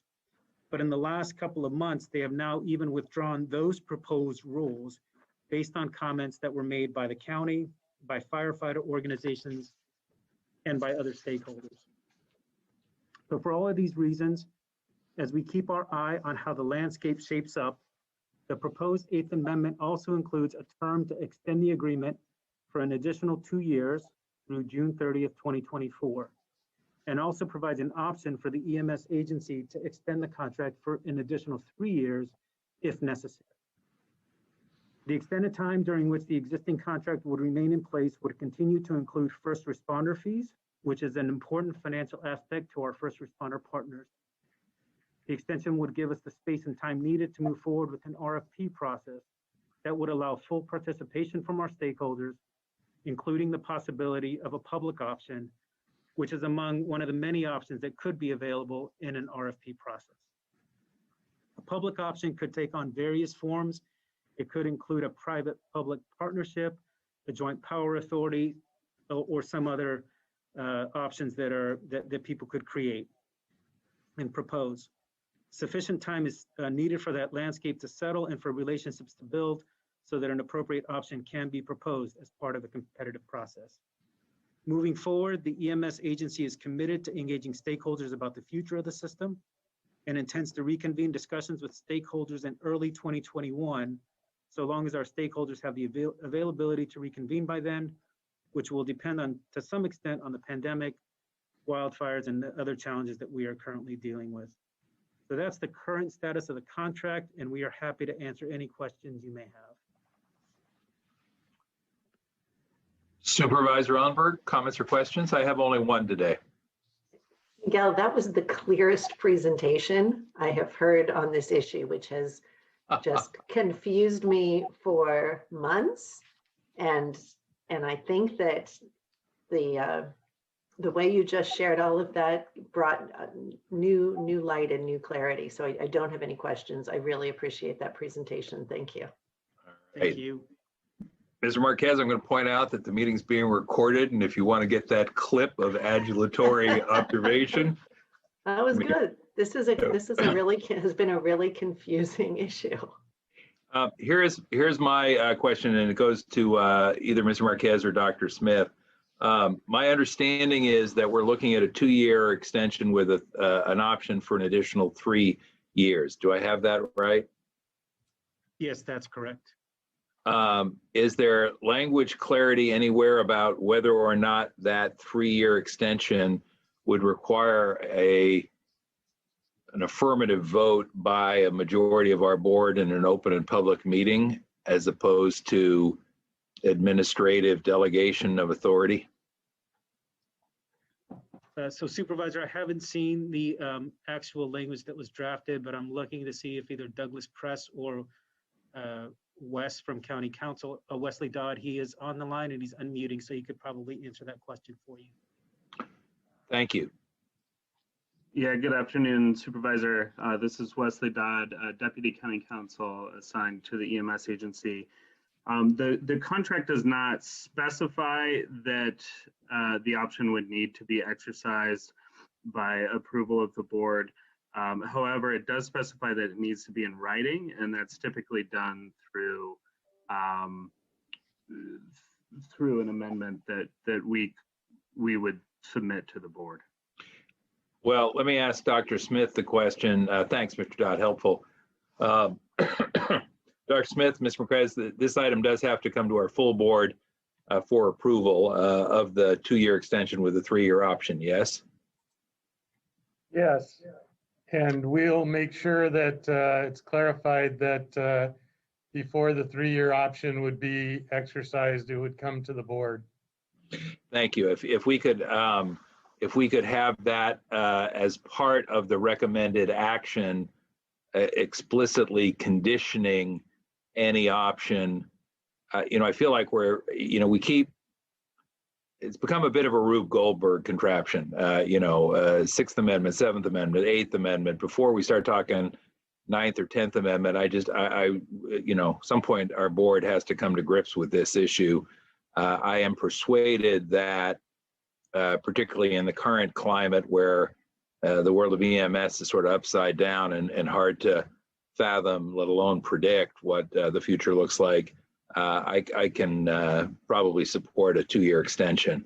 But I think, another 3 years on top of that would mean essentially 16 years without really confronting the need for competitive bidding. So I'm not prejudging that. I'm just saying that I want to make sure that happens with an open and public debate, a transparent process with the whole board. So if we could, if Dr. Smith, can I just ask you quite directly, when this item comes to our full board for action, can the recommended action please explicitly include a requirement that any exercise of the 3-year option would require an affirmative vote by an absolute majority, 3 members of our board? Is that agreeable? Sure, that's agreeable. Great, thank you, I appreciate that. And I think otherwise, and I won't be be quite so eloquent in my laudatory remarks, Mr. Marquez, but really was quite a helpful and crisp overview. So Supervisor Ellenberg, if you're prepared to move approval of the recommended action with further direction that the recommendation of the Board of Supervisors should consider the vote of the board for any extension of any execution rather of an option, I would be a happy second. So moved. All right, I will second. Let me confirm with the board, excuse me, with the clerk that we have no other speakers. No speakers at the moment. Thank you. All right, then let's call the roll. Vice Chairperson Ellenberg Yes. and Chairperson Smidian. Yes. Motion carries 2-0. Thank you all again. I know what a great deal of work this is. It is not a easy issue to pack, repack, unpack, and repack yet again. So thank you for all that. That takes us to item number 9, which is the report from the Behavioral Health Services Department relating to fiscal year 2019-2020 suicide prevention annual report. Let me just ask, who's going to present on this item, please? Good afternoon, Chairperson Simidian and Supervisor Ellenberg, Sherry Terrell with Behavioral Health Services Department. I'm pleased to introduce Mago Lien, our Suicide Prevention Manager, and she's prepared a brief report with just some of the highlights from our 1920 Suicide Prevention Annual Report. Thank you very much. Go to it. Yes, hello. So I should be sharing my screen right now. You should be able to see the title screen. Very clear at my end. Yep. Okay, great. So yes, this will be about a 10-minute presentation covering the period of July 2019 to June 2020, but with some updated data from the past few months too. So last year at this time when we gave the report, we were talking about a 3-year decline that we saw in the county suicide count and rate from 2014 to 2017. In the last 2 years where we have data available now in 2018 and 2019, we did see that count and rate increase back up, although the county's rate does continue to be lower significantly than the California state suicide rate. There have been a lot of questions about whether the number of suicides have increased during the pandemic. So we have some preliminary data here from the Medical Examiner Coroner's Office from January to August, comparing these months from 2019 in the blue line to 2020 in the orange line. The total numbers in this period in terms of suicide deaths in the county, in 2019, this was 113 suicide deaths. In 2020, it was 106. So we didn't see in this period an increase during the pandemic. However, I just mentioned these increases in 2018 and 2019. It's looking like that increase is sustaining in 2020 as well. One question we're really examining is the increase in hospitalizations for attempts and ideation during that same period, 2014 to 2017, when that decrease in deaths occurred. And here you can see emergency department visits for attempts on the left and then ideation on the right. So when we broke this out for this period, we saw that the increase in this period was driven by ED visits for suicidal ideation, while on the left you can see the visits for attempts stayed relatively flat in this period. And this increased rate could be attributed to increased disclosure by individuals or identification by other community members of people who are thinking about suicide, or it could be an increased reliance on the ED as a response when somebody says that they are thinking about suicide in the community. Right now, we're developing a research proposal to go to the Institutional Review Board to directly obtain the suicide attempt data from the state so we can do a deeper analysis. And we have 3 main research questions, essentially. Why did suicide attempts occur and who is coming into the ED in terms of demographics? What occurred during the individual stay in the ED? And then what occurred after the ED visit? And we'll also be looking at these research questions disaggregated by cultural demographic variables. So in addition to the question that came up last year about the increase in attempts, there were also questions raised about higher rates of deaths, suicide deaths among the white male senior population in our county. This is a demographic pattern that's also seen in the national level suicide data, and it's been attributed to a range of different factors. These include traditional cultural norms for masculine identity, which can result in a general reluctance or relative reluctance to seek help or get treatment for mental health issues. Another factor is the experience of physical health conditions, and this is really driven by feeling helpless and hopeless about chronic pain in older years. And there's also research showing that there's a generally higher acceptability of suicide among this group. So there's a cultural aspect as well. There's some studies showing that, Caucasian European Americans tend to have a belief that suicide by older adults is more permissible than suicide by younger individuals, and that suicide is more reasonable or socially acceptable when it's a response to something like physical illness or a disability. And in general, in the US, older male suicide also tends to be described as more deliberate or even rational in some cases. The access to firearms and suicide method also plays a role. In our county, firearms used as a means for suicide increases with age. And we have about 50% of the decedents of suicide 65 years and older who use firearms as their means for suicide. It's also the most common means for suicide in our county among white Caucasian decedents and among males as well. There was a question about the Deaths with Dignity statute. We confirmed with the medical examiner coroner's office that these are not classified as suicides by their office, and so they're not included in any of this data that we're discussing here. And then in terms of the rate for the city of Los Gatos, this was found to be the highest rate between 2007 and 2016. And this can be attributed to the city having kind of a confluence of these risk factors that we are looking at here. So the city has a majority white Caucasian population. They also have a higher percentage of older residents, 65 years and older. And they relatively have a higher percentage of adults who say they have firearms in the home. I did want to add on this point that we maintain an equity and culturally competent focus on suicide prevention as well. We've begun outreach to the Pacific Islander community, for example, based on the fact that they have the highest rates of suicide in terms of race, ethnicity. And we're also beginning work on looking at ligatures. And this is in response to the data showing that hangings are the most common method among our youth as well as non-white racial ethnic groups in the county. So I'll just finish off with a few highlights from our efforts.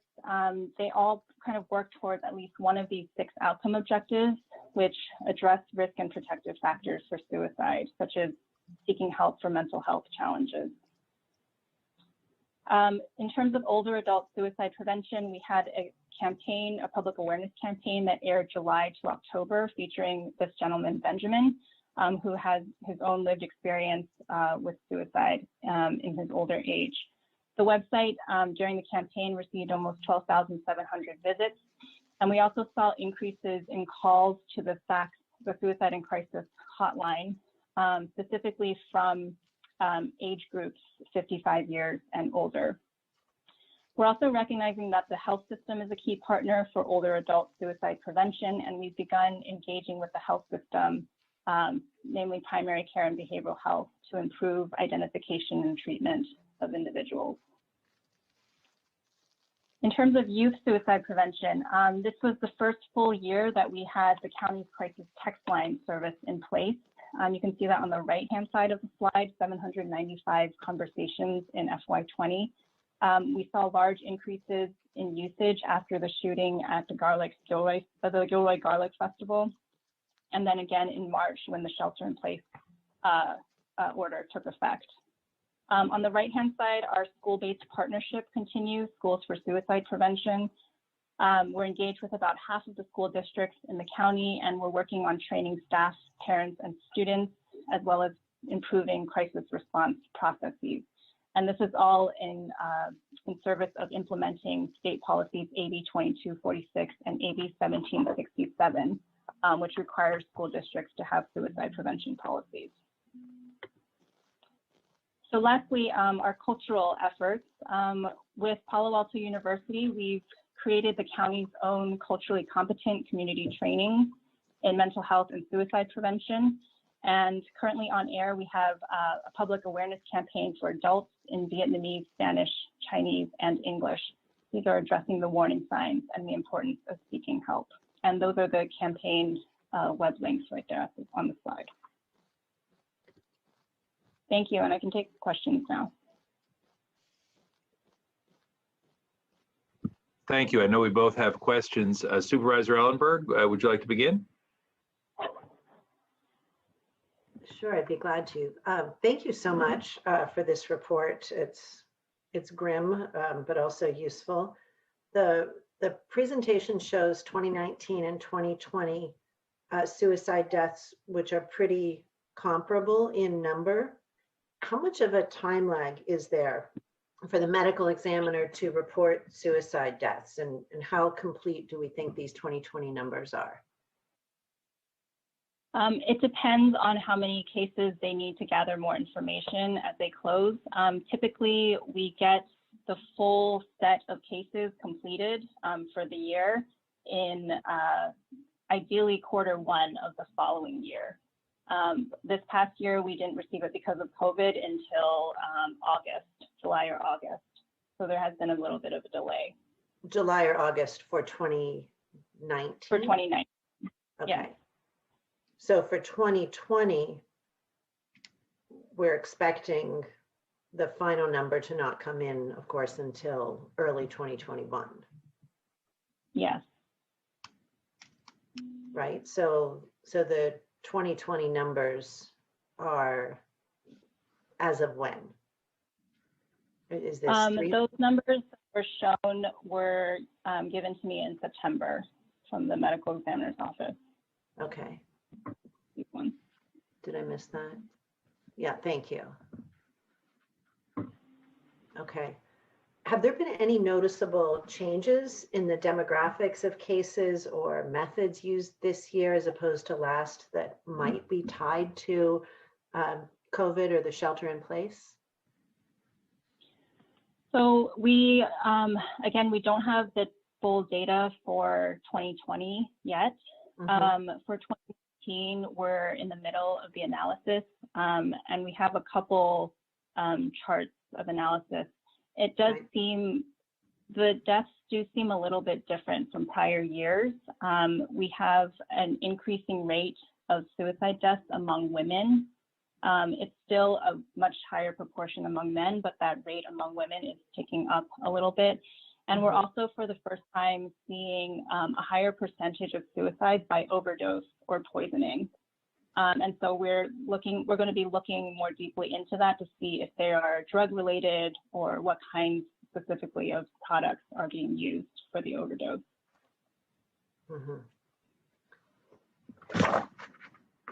Yeah, that will certainly be useful information to gather, even as we are going through, knowing that the data set isn't complete yet. This I should probably direct to either Sherry or Jeff. I'm a little bit concerned about the delays in planned analysis of suicides, as I understand that public health staff, of course, have been needed to support the COVID response analysis. Getting data on suicide fatalities and attempts in as close to real time as possible, I think needs to be an especially high priority right now with the social isolation and the disconnection from support services that youth, seniors, and others are experiencing due to the pandemic. Do we have capacity to bring on extra help or contractors to support continued and frequent analysis of suicide fatalities and attempts, including the linked analysis that was planned but delayed, as mentioned in this report? Supervisor Ellenberg, perhaps I'll direct that to Dr. Smith as we receive the information from outside of behavioral health. Great, thanks, Sherry. Yes, Supervisor, we will be willing and able to provide the capacity as it's needed if we get an expansion, yes. So how does that actually happen? Are you convinced that you need it, that we need it because the work has been put on hold, or does there need to be some other formal action or decision to be able to keep up with that work? We'd have to bring it back to the board. Okay. For action. Okay, then I'll incorporate that direction in whatever motion that is made, please. Thank you. So going back to the data, I was struck by the much higher rate of suicide among Pacific Islanders, which was more than 4 times higher than the rate of the next group. Can you tell me either Megan or Sherry, what steps are we taking to tailor outreach and support to specific racial and ethnic groups in the county, and certainly, of course, addressing racism and its impact on mental health?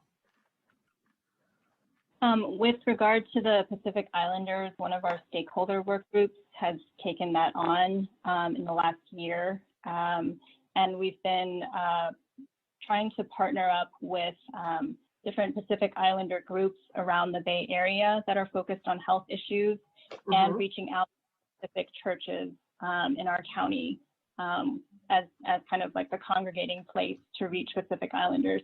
I'm not sure if this is there, but it's mainly, it's largely with youth and young adults. And so we were kind of learned that outreach to the churches was the way to go. Those efforts did kind of pause when COVID happened, though, because the churches were no longer meeting.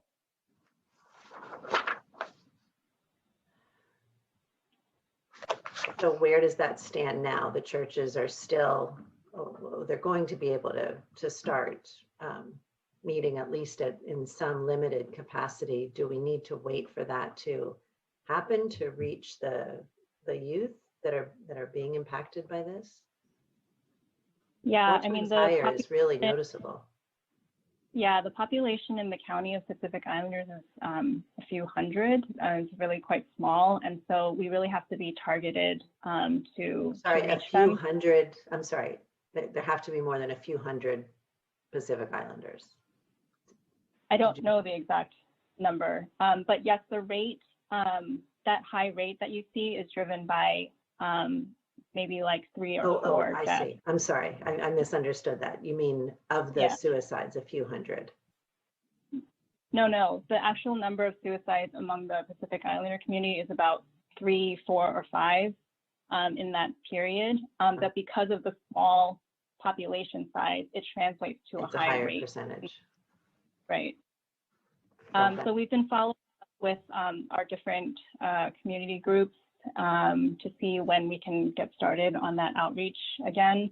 I understand also Aki is initiating a community health worker program, and so have talked to folks about potentially having a Pacific Islander community health worker as part of that. Good. I just have to grab my cord. My computer's about to die, so sorry. A little bit stuck in this chair. Okay, thank you for that. I appreciate it. The included examples of the extended promotion of the crisis text line during the early stages of shelter in place and the 2019 Benjamin campaign for seniors. Do we need to think about adding resources for continued outreach, or crisis support, or messaging as part of our ongoing COVID response activities? What do you see? How is this need being evaluated and monitored to direct resources? We do have a pretty robust evaluation system that we're continually looking at and discussing the data with our different work groups and our committee. We have been affected by the budget cuts in terms of being able to communicate and outreach. Right now, we're partnered with the health system PIO to put on a outreach campaign targeted to Spanish-speaking men as well as English-speaking men on radio to go out next few months. We also did some social media outreach through mobile geo-targeting to grocery stores and places that people were likely to be visiting during the pandemic, pushing out the crisis text line. So, you know, some more resources for these kind of activities would be helpful, but we're kind of doing what we can right now with what we have. Thank you so much. I really appreciate hearing that. And Supervisor Simidian, when it is time to make a motion, I'd like to include a direction to administration to bring to the board recommendations for what additional staffing might be needed to make sure that this work doesn't continue to lag far behind during the COVID response. Thank you. Thank you. Thank you. Ms. Leanne, let me ask a couple of questions, if I may. Could we begin by returning to the first or second page of the presentation that has overall suicide rates on it? It's, in my case, I think it's packet page 81 and page 2 of your presentation. Thank you. And the question I would ask is, as we look at those numbers that you highlighted earlier, and particularly the rate per 100,000, is the growth from 6.98, 6.95 to then 7.63 to then 8.76 something you all would consider statistically significant given the numbers of folks who are involved here? Well, typically in the suicide prevention field, because the numbers of deaths are relatively small, researchers tend to look at 10-year trends before they make any conclusions.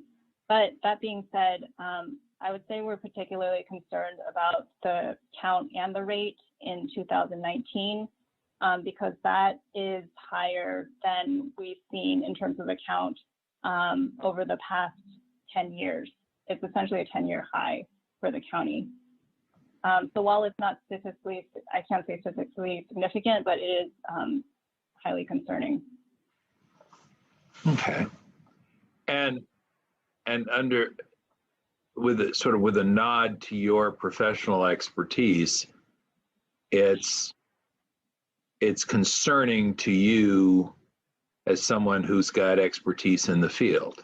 I mean, it would, you know, presumably touch any human heart, but you're telling, I think you're telling us that as an expert in the field, this gives you reason for pause and is a source of concern and something that we need to be mindful of in terms of the work that you're doing. Yes?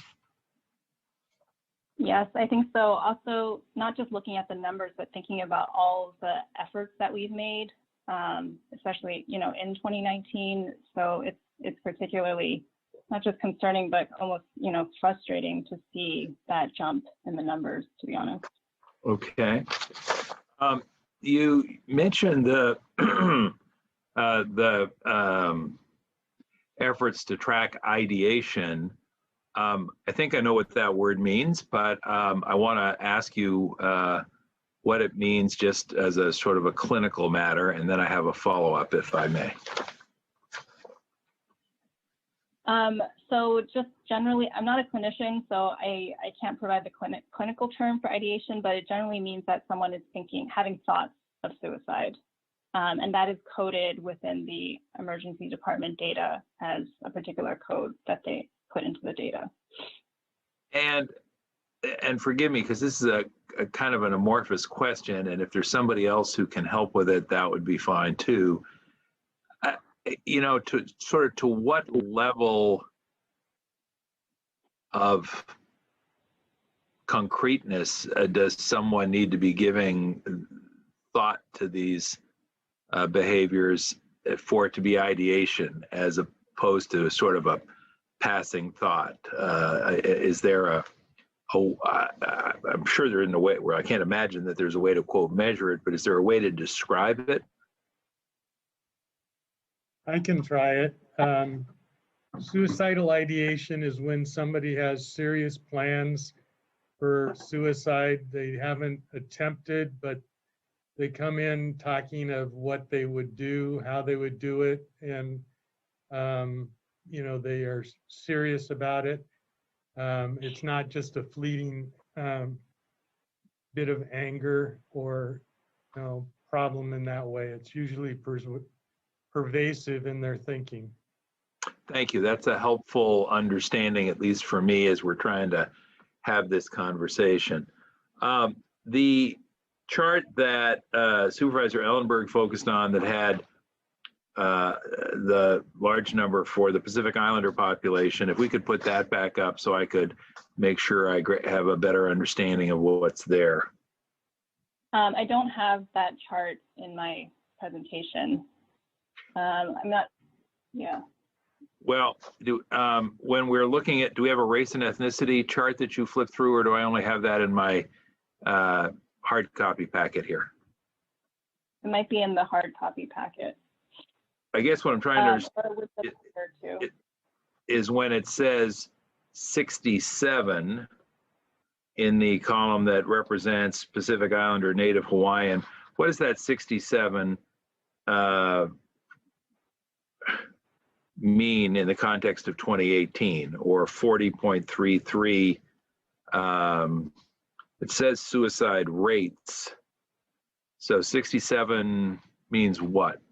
Or 40.33 means what in the prior year?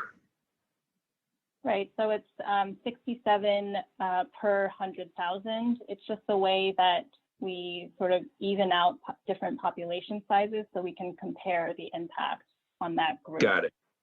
Got it. Thank you. That, if it's on my chart, I don't see it. I don't think it is, but I was trying to make sure I understood what it was. So it's these numbers are per 100,000 population, as some of the other numbers have been. That's helpful. Right. And you pulled out older white male population as a particularly at-risk group.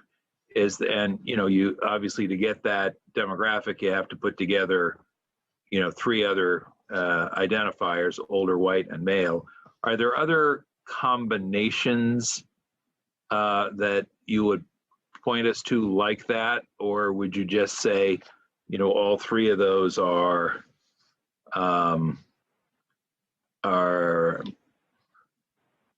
sources of concentration?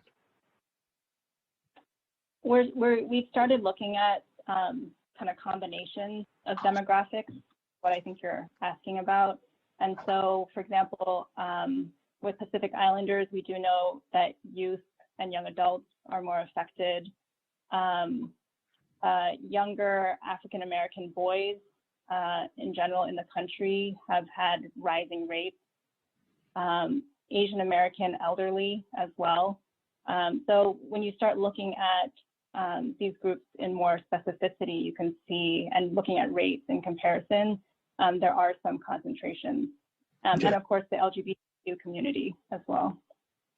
So older might be an indicator among white males, but it might not be among young Black men and boys, yes? Correct, yeah. Good, thank you. I want to take us, next question is, what do you anticipate, and if Ms. Terrell wants to get into this conversation, so much the better. We're about to move forward with our efforts at All Cove after a lot of years trying to get this organized in both San Jose and in Palo Alto. And for those who are unfamiliar with Alcove, this is a somewhat different approach to providing mental health services for teenagers with more teen engagement and direction in the program itself. Thoughts about how your report today relates to the work that they anticipate doing? Sure, I'm happy to address that. Oh, go ahead. Go ahead. Mago and her team are working very closely with our schooling services and ALCOVE partners. Some of the strategies that Mago shared on that slide with respect to suicide prevention, as well as other options for support, will be built into the ALCOVE model in both locations. So we're really thinking about the way in which ALCOVE is a preventative model and approach for youth, such that they can access the services and to their degree of interest and initiation, access the support that's needed, whether it be via medical, via mental health, via substance use support services, and/or supported education and employment, or just peer support. So we are making a very concentrated effort to ensure that our strategies and approaches are fully integrated into our ALCOVE sites. Got it. Thank you. Last question for Ms. Lian, and I don't want to startle our county executive, but it's a sort of an expansion of the question that Supervisor Ellenberg asked earlier. If money were no object, and I know that it, of course, always is a consideration in our ability to do good work, but if you were just able to snap your fingers and make it happen, what's the one thing you think could be done to lower these numbers? What's the game changer, if there is one? Tough to be limited to one thing because there's so much that affects suicide. But one thing that Supervisor Ellenberg said resonated with me. I think there's a lot we don't know about what's behind these numbers. And so some more support around data analysis, and not just financial, but just will and encouraging different agencies to speed up their data processes. All of that would be really helpful so that we can be more targeted with our efforts.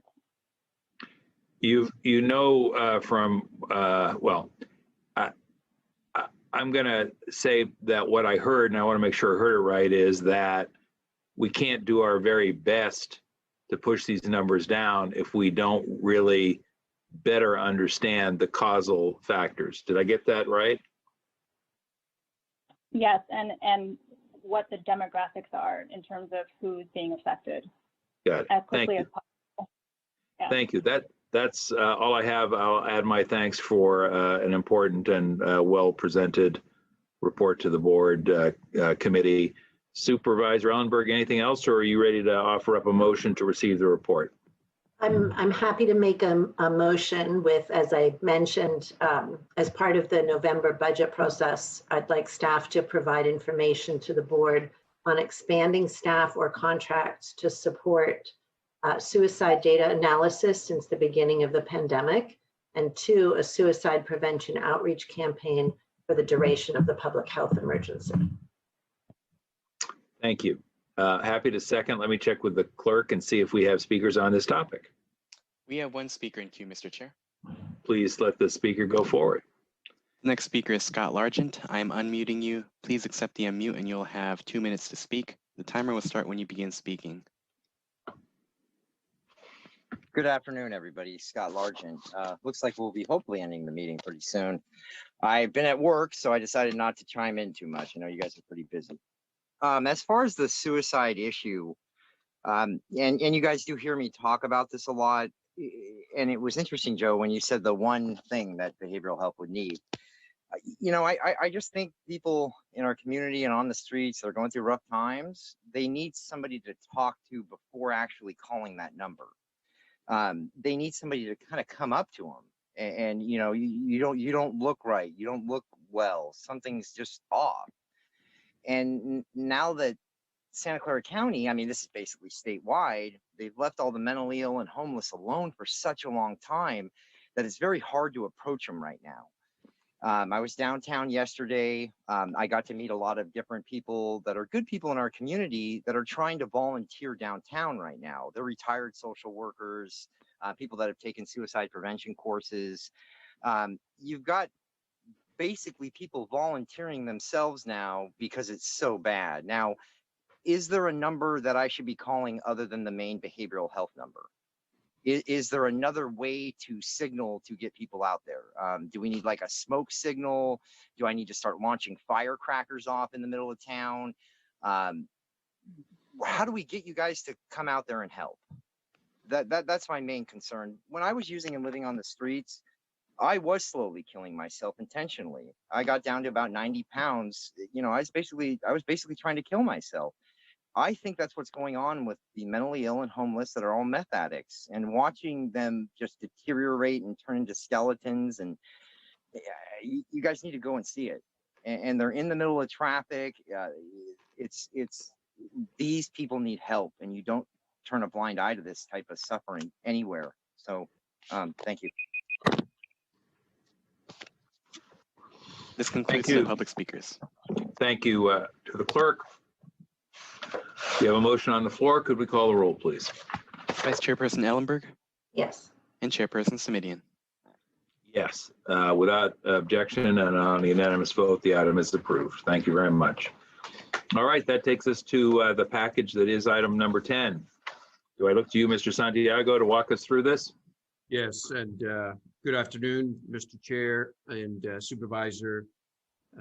In the interest of time, we have a written report for the overall health system. That's for 10A. If there aren't any questions, we'll go into the next item in terms of B.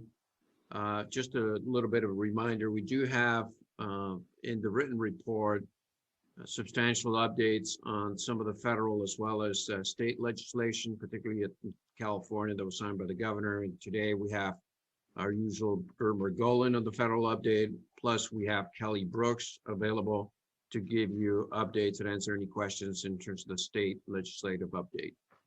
That would conclude my comments on 10A, unless there's any questions. I do want to make a quick comment and a request. Thanks. Renee, I appreciated the update in the VMC report on the race and equity work.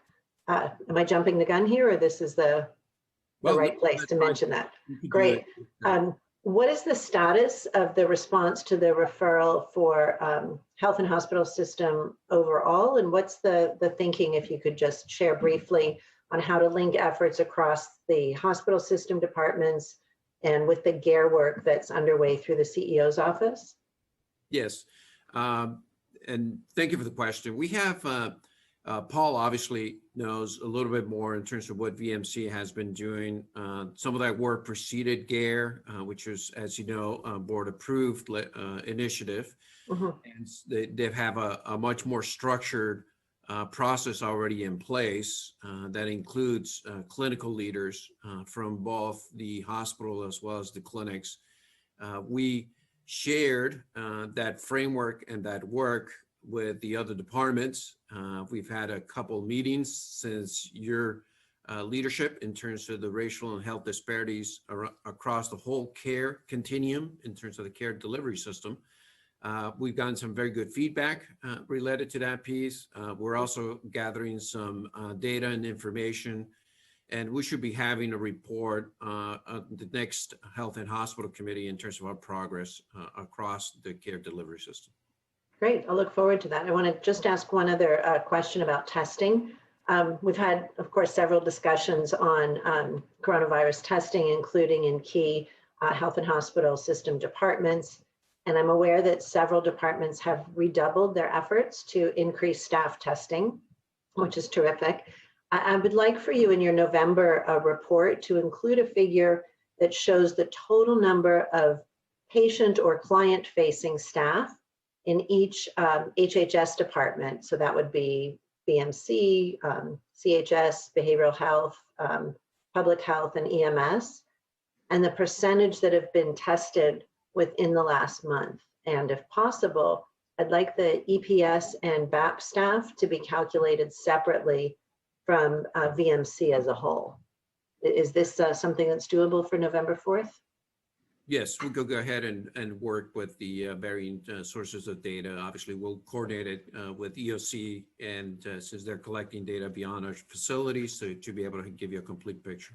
Great, thank you. And as Lear, we're all working to advocate for keeping testing at a very high level. You're really well positioned with a pretty big, I won't call it a captive audience, but pretty big, very attuned audience to really help us with keeping those numbers up. So thank you so much.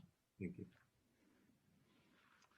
Thank you. And Mr. Santiago, you want to continue to march us through the A through H of this item? Yes, for B, we have, I believe, Dr. Cody. She mentioned the report in terms of the needle exchange.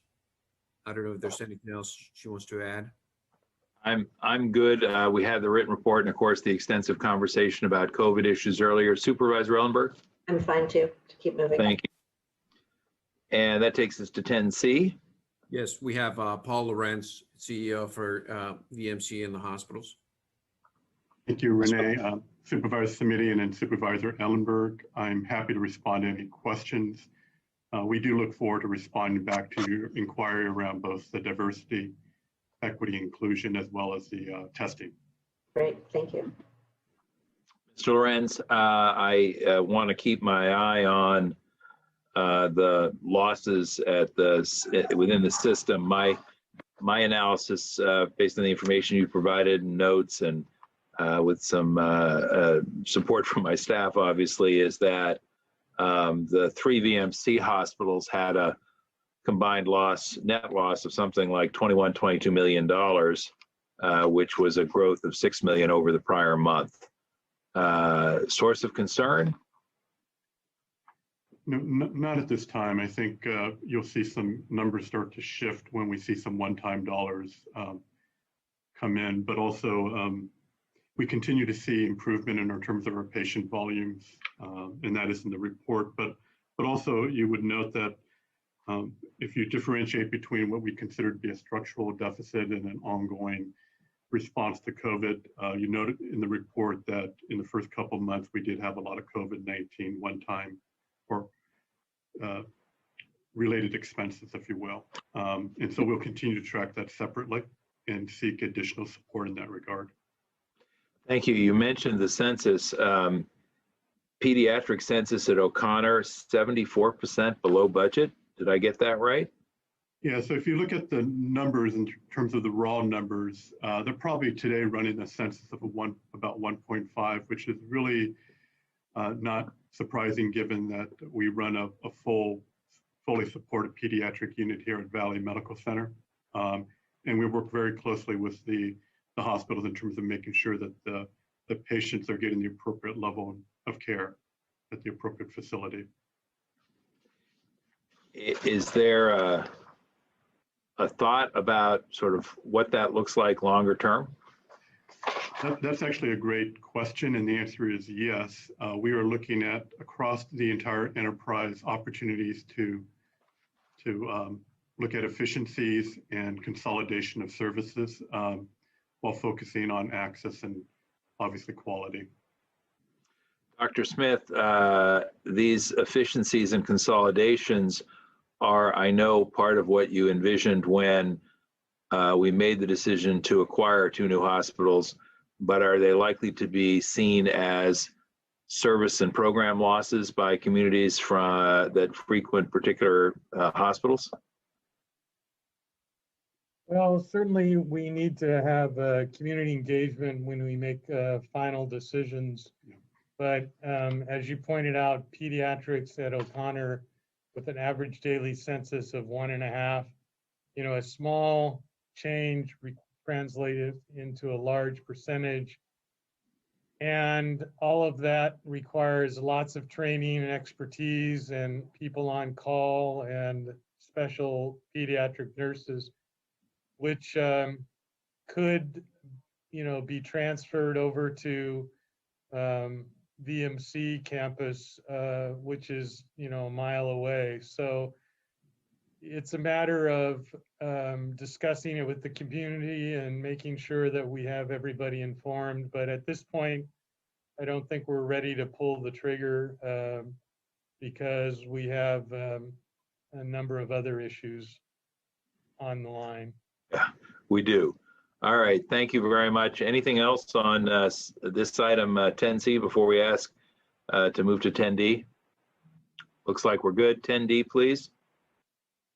Yes, and we have Sherry Terrell. And by the way, just to preface her presentation, I think it's great leadership on your part and the full Board of Supervisors and also our Department of Behavioral Health on focusing on suicide. As you see the numbers, the headlines are usually related to homicides, but here in our community, the suicides are more than double than the annual number of homicides. And it's very appropriate for you to focus on that and try to do as best as we can in terms of the departments and all our partners in that community to address and prevent further suicides in our community. So Sherry Terrell. Sure, thank you, Renee. So in our monthly report, we highlighted a couple of different items.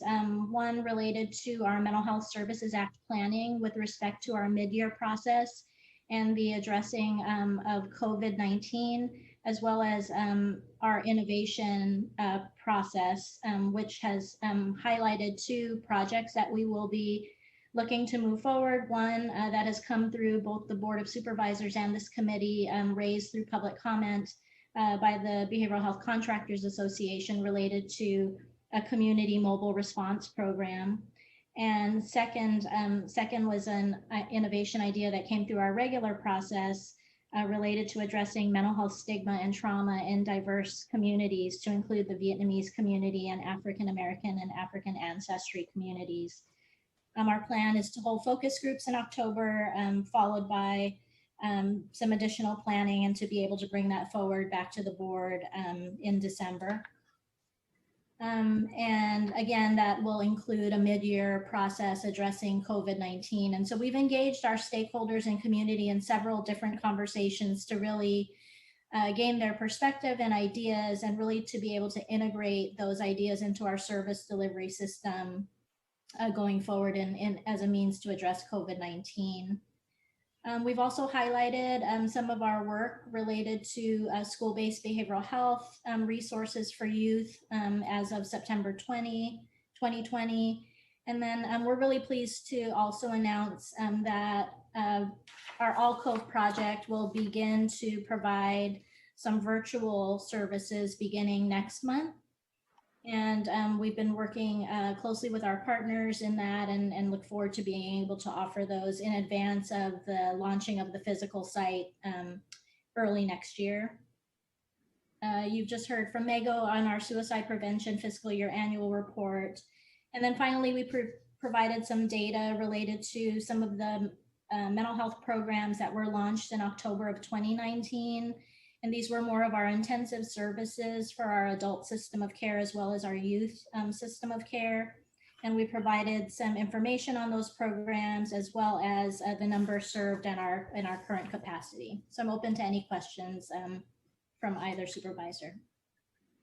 Thank you. I have none. Supervisor Ellenberg. I have just a couple.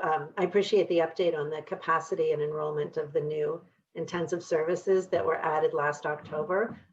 There was so much attention on them, and it was to be so exciting to see them all roll out. And of course, like everything else, it's been overshadowed by COVID. It looks like some of the programs like the FACT and WARMS are running near capacity, and others are closer to 50%. Are there particular barriers that you're coming up against that are preventing us from being able to fully maximize the services that we can offer? Sure, just briefly, I think some of the issues related to lack of some of the transitional housing and residential care facilities have created some barriers for our providers to be able to actively engage clients. However, we've come up with a couple of strategies that we're going to be employing shortly. One of which is to expand our referrals to include clients discharging from our emergency psychiatric services. and assigning those clients per discharge. So we're assigning a liaison at EPS that will be able to call and contact one of our intensive service providers to be able to ensure that a client is connected immediately in order to bridge that gap. We're similarly, approaching our jail diversion and criminal justice system, ensuring that any of the clients who may need access to these levels of care are properly connected with those services. And similarly with our through our partnership with Office of Supportive Housing, also ensuring that we make those immediate connections to those that are being housed who may in fact benefit from this particular level of care and service.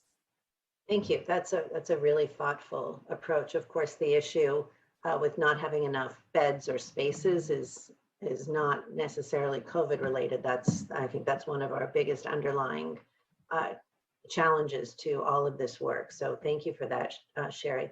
And to consolidate some of the questions that have come up in various board and committee discussions, can we get can the full board receive an off-agenda report on the community mobile crisis pilot prior to the start of the budget workshops that would summarize the current status of planning, the recruitment, and the role of the new program manager, funding sources, and projected next steps? Yes, we can prepare that in advance of the budget hearing. Perfect, perfect. That would be really helpful, at least on my part, for consideration during the budget. Thank you. That's all I have, Supervisor Smithia. Thank you. Thank you, Ms. Brown. Could we move then to item 10E, Valley Health Plan? Good afternoon, Supervisor Simidian and Supervisor Ellenberg. So our updates for today, in addition to our report, we have 23,353 current enrollees in Covered California. If you remember earlier this year, which now seems very, very long ago, we ended our contract with a vendor who was performing much of our case management in an effort to bring those in-house. And I'm happy to report today that we have successfully done that. There was a 6-month notification requirement on that contract, and we've taken that time to really build a very robust case management function that includes now about 8 to 9 FTEs, and we're very excited about that. Likewise, we also have been doing COVID outreach to vulnerable members, and we're able to contact over 2,000 members regarding COVID, asking how they were doing, if there was anything that they needed. In some cases, we actually mailed them masks. This was early days in COVID, and so there were people who still didn't have masks. Very proud of that work. This month, we have both a DMHC annual audit and a triple AHC, which is our accreditation agency, coming to do their accreditation audit. And we will be filing for NCQA accreditation in Q1 of 21. So we're preparing for that as well. Thank you very much. Supervisor Ellenberg, any questions? Thank you. No questions. All right, then we'll say thank you for that. How about 10F, EMS? Good afternoon, Supervisor Simidian and Supervisor Ellenberg. As you can see from our report, compliance is doing quite well from both our providers and our first responders.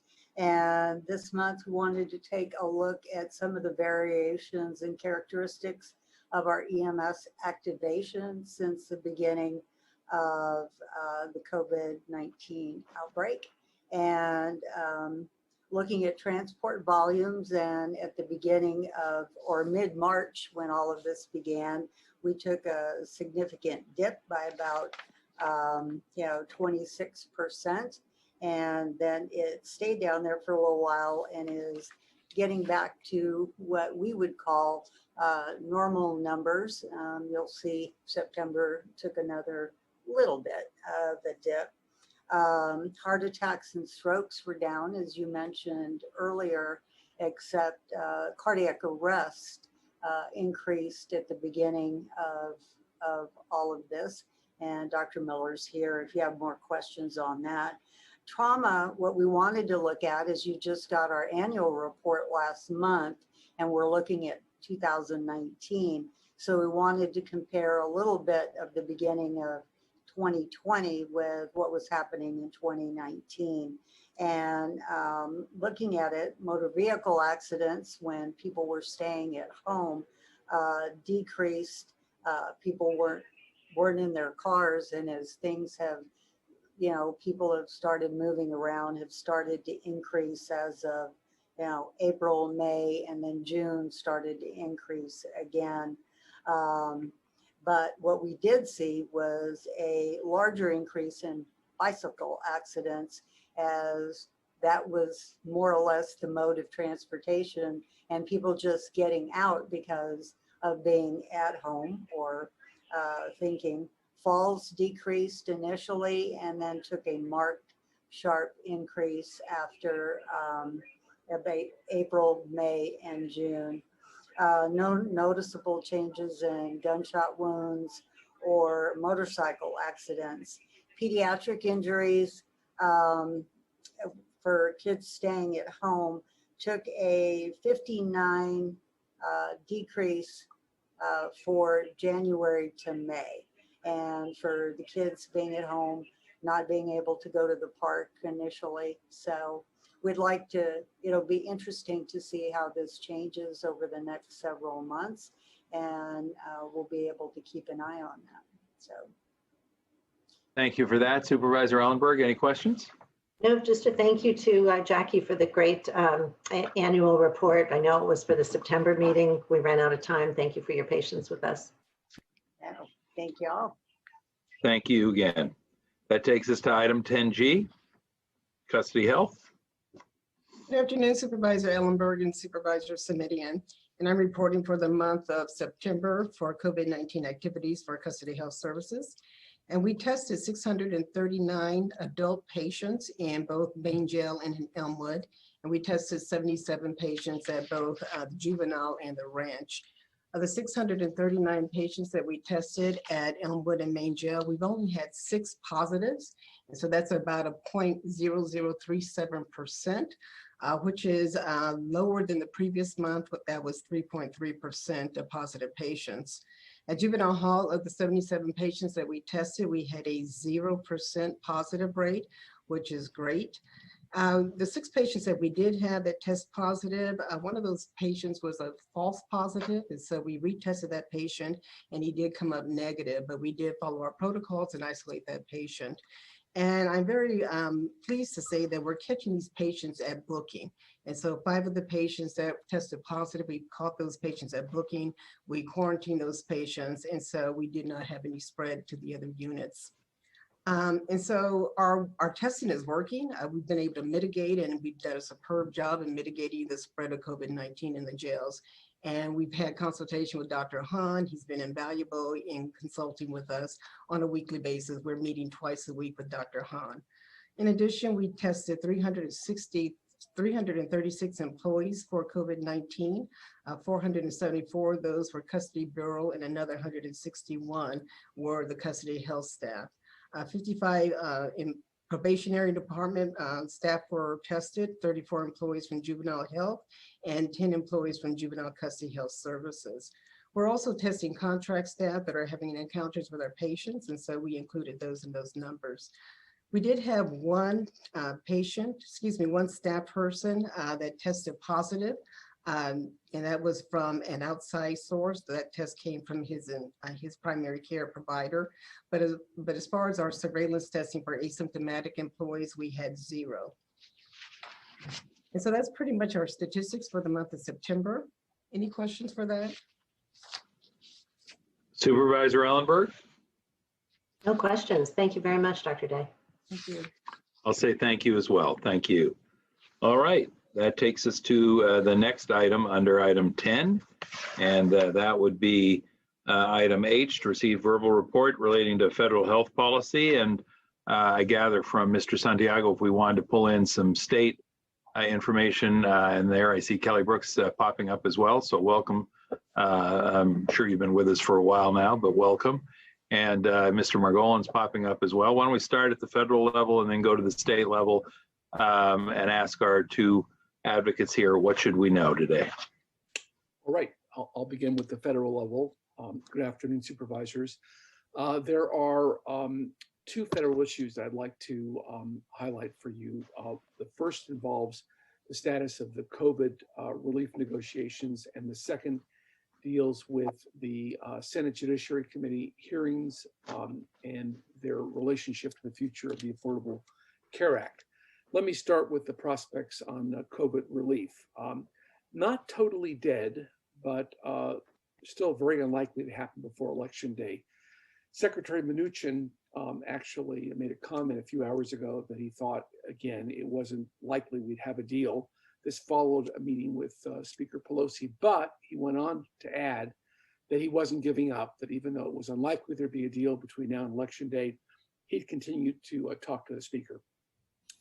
Speaker Pelosi has been holding out for a comprehensive package priced at near $2 trillion with significant state and local government assistance. The Senate, Leader McConnell and his majority have focused on liability protection and pushing the overall relief number as low as possible. And the president has literally been all over the map. He actually, as we all know, pulled the plug on these negotiations a week ago, said they're over, they're done, and then a day later said he wanted even more money than Speaker Pelosi did. In the last couple of days, the president has been promoting the idea of individual bills. Let's deal with airline industry relief. Let's deal with the stimulus checks, but not a broad package. The speaker has rejected that approach. That led Mnuchin back into conversations with the speaker. And again, while Mnuchin was saying it looks unlikely that there'll be a deal, there actually has been progress, and they're on a few key issues that I'll briefly highlight. On the top line issue of how much money would be in such a package, Democrats have moved to 2.2 trillion. The White House apparently has gone up to 1.8 trillion. Not a big difference in overall numbers. On contact tracing and testing, the speaker's had a $75 billion package in her most recent proposal. And the White House has come back with a $45 billion proposal. The speakers criticized that as not being really linked to a national strategy. But again, it's better than where we were a few months ago when the White House was talking about $0 for testing and tracing. On state and local assistance, an issue of particular concern to our state and to Santa Clara County, the Democrats most recently made an offer of $436 billion. And the White House has now suggested it's going to go up to $300 billion. So again, we're better off now than we were a few months ago. But Mnuchin today was saying that if the White House were to approve this state and local relief, he'd want to see financial control boards established to kind of manage the relief. And unclear how that would work, but that's currently out there as a proposal. So in a normal political environment, which of course we're not in, this back and forth should produce a deal. If we were doing this in August, we would unquestionably have a deal. However, given how erratic the president has been, given how close we are now to Election Day, both sides seeing reasons not to have a deal, and the resistance in particular of Senate Republicans to the cost of this deal, $2 trillion. The White House may be open to 1.8 trillion, but Senate Republicans are not open to that. It seems unlikely we're going to have a deal. Leader McConnell may schedule another vote on a standalone package. He's talking about putting up his $500 billion package next week. If so, that would be largely symbolic and political. And again, unless Mnuchin and the speaker can come together in the next day or two, we're probably going to end up with no deal between now and the election. The other big issue I want to touch on briefly is the ACA and its future and the Barrett confirmation hearings. As we've discussed in the past, there's a real concern that the Affordable Care Act could be struck down should the Supreme Court membership change. It's been the dominant issue in the Judiciary Committee hearings. It's scheduled The Texas case where the ACA could be struck down is scheduled to come before the court on November 10th. The key issue in this Texas case is severability, because while the individual mandate, many believe, could be struck down in this litigation, the question really has been, if you strike down the individual mandate, does the entire law fall? And the issue has been severability, and the reason why until recently, most legal scholars have believed that the law would still survive is both conservative and liberal legal analysts tend to believe that severability should be applied, very conservative, in a very conservative manner, which means you take the part of the law that's unconstitutional, make that null and void, but you don't wipe out the rest of a statute if in fact it I hear you. So Judge Barrett has actually raised the issue of severability herself today and yesterday in the hearings, and she has suggested in her comments that she understands severability and is kind of hinting that she could potentially apply severability to an ACA decision. I emphasize hint because she's not giving concrete answers, obviously, on any of the key questions. So in a severability scenario, you could have the individual mandate struck down, but you could have the Medicaid expansion and the exchanges and the generous federal subsidies preserved. No guarantee that would happen if the court were to take this up and they were to strike down the individual mandate, but it could happen. One of the reasons why this issue is still very much at risk, though, the issue of the whole law being struck down, is while analysts see merit to doing narrow damage to the law if the individual mandate is struck down, 20 Republican attorney generals joined the Trump administration in advancing the Texas case, and it's now before the Supreme Court, and they argued that the whole law should fall. So while there are those who believe a narrow judgment should be rendered, there's a substantial group of legal leaders out there who believe the whole law should be struck down. There's also a risk here to pre-existing conditions that I want to just touch on as I conclude this report. Even if severability is applied and the Medicaid expansion survives and the exchange subsidies survive, there is a concern here that if you strike down the individual mandate, even if you're applying a conservative severability test, the individual mandate does connect directly to the insurance protections that in effect amount to the protection of pre-existing conditions in the law. And it wouldn't be a big stretch for the individual mandate to be struck down and for pre-existing conditions, the protections in the ACA to also be struck down, even with the other portions surviving. So a 6-3 conservative court does put the ACA at risk in multiple ways. And the main point I guess I'm trying to make here is the outcome is not preordained, that should Judge Barrett be confirmed, and there is a 6-3 majority confirmed, there is a way the law could survive, although damage could be done and there is significant risk. That completes my report, supervisors, on the two key issues before us, ACA and COVID relief. Happy to respond to questions, or you could move on to the state report if you'd like. If we could keep you with us for just a few more minutes, Mr. Margolin, while we go to Ms. Brooks for a state report. And then what I'd like to do, Supervisor Ellenberg, is take questions for either or both of our advocates. That work? I see a thumbs up from my colleague. Thank you. Ms. Brooks, welcome. Well, thank you so much for having me. I thought, based on what Mr. Margolin just talked about, I would mention that even though it's not public yet, the Senate Health Committee is going to have a hearing next week in Sacramento to talk about what potentially would happen if the ACA were overturned, so that it's a little more clear and granular for folks in California what it potentially means. So I'm expecting it to be noticed for October 21st. And as soon as we have more information, I'm happy to share, but I just wanted you all to be aware the state is thinking about how some of these federal actions are going to play out at the state level. I was invited to your meeting today to talk about what the governor did this year in terms of signing and vetoing bills. Obviously, this was a very unusual year for the legislature, having unplanned recesses due to the pandemic. They made a lot of effort to reduce their bill loads to try to be more focused on issues relevant to COVID and the pandemic. Although when I talk about the bills, that'll be clear that they also did other things that are sort of pandemic adjacent, but aren't necessarily just related to that. I think the area where the governor made the most action was probably in behavioral health. We knew from earlier in the year that the governor was very interested in behavioral health. When he did his State of the State speech, he was very focused on homelessness, but there was a behavioral health component to it. He established a behavioral health task force earlier in 2020. So we sort of knew this was going to be an interest of his headed into the year.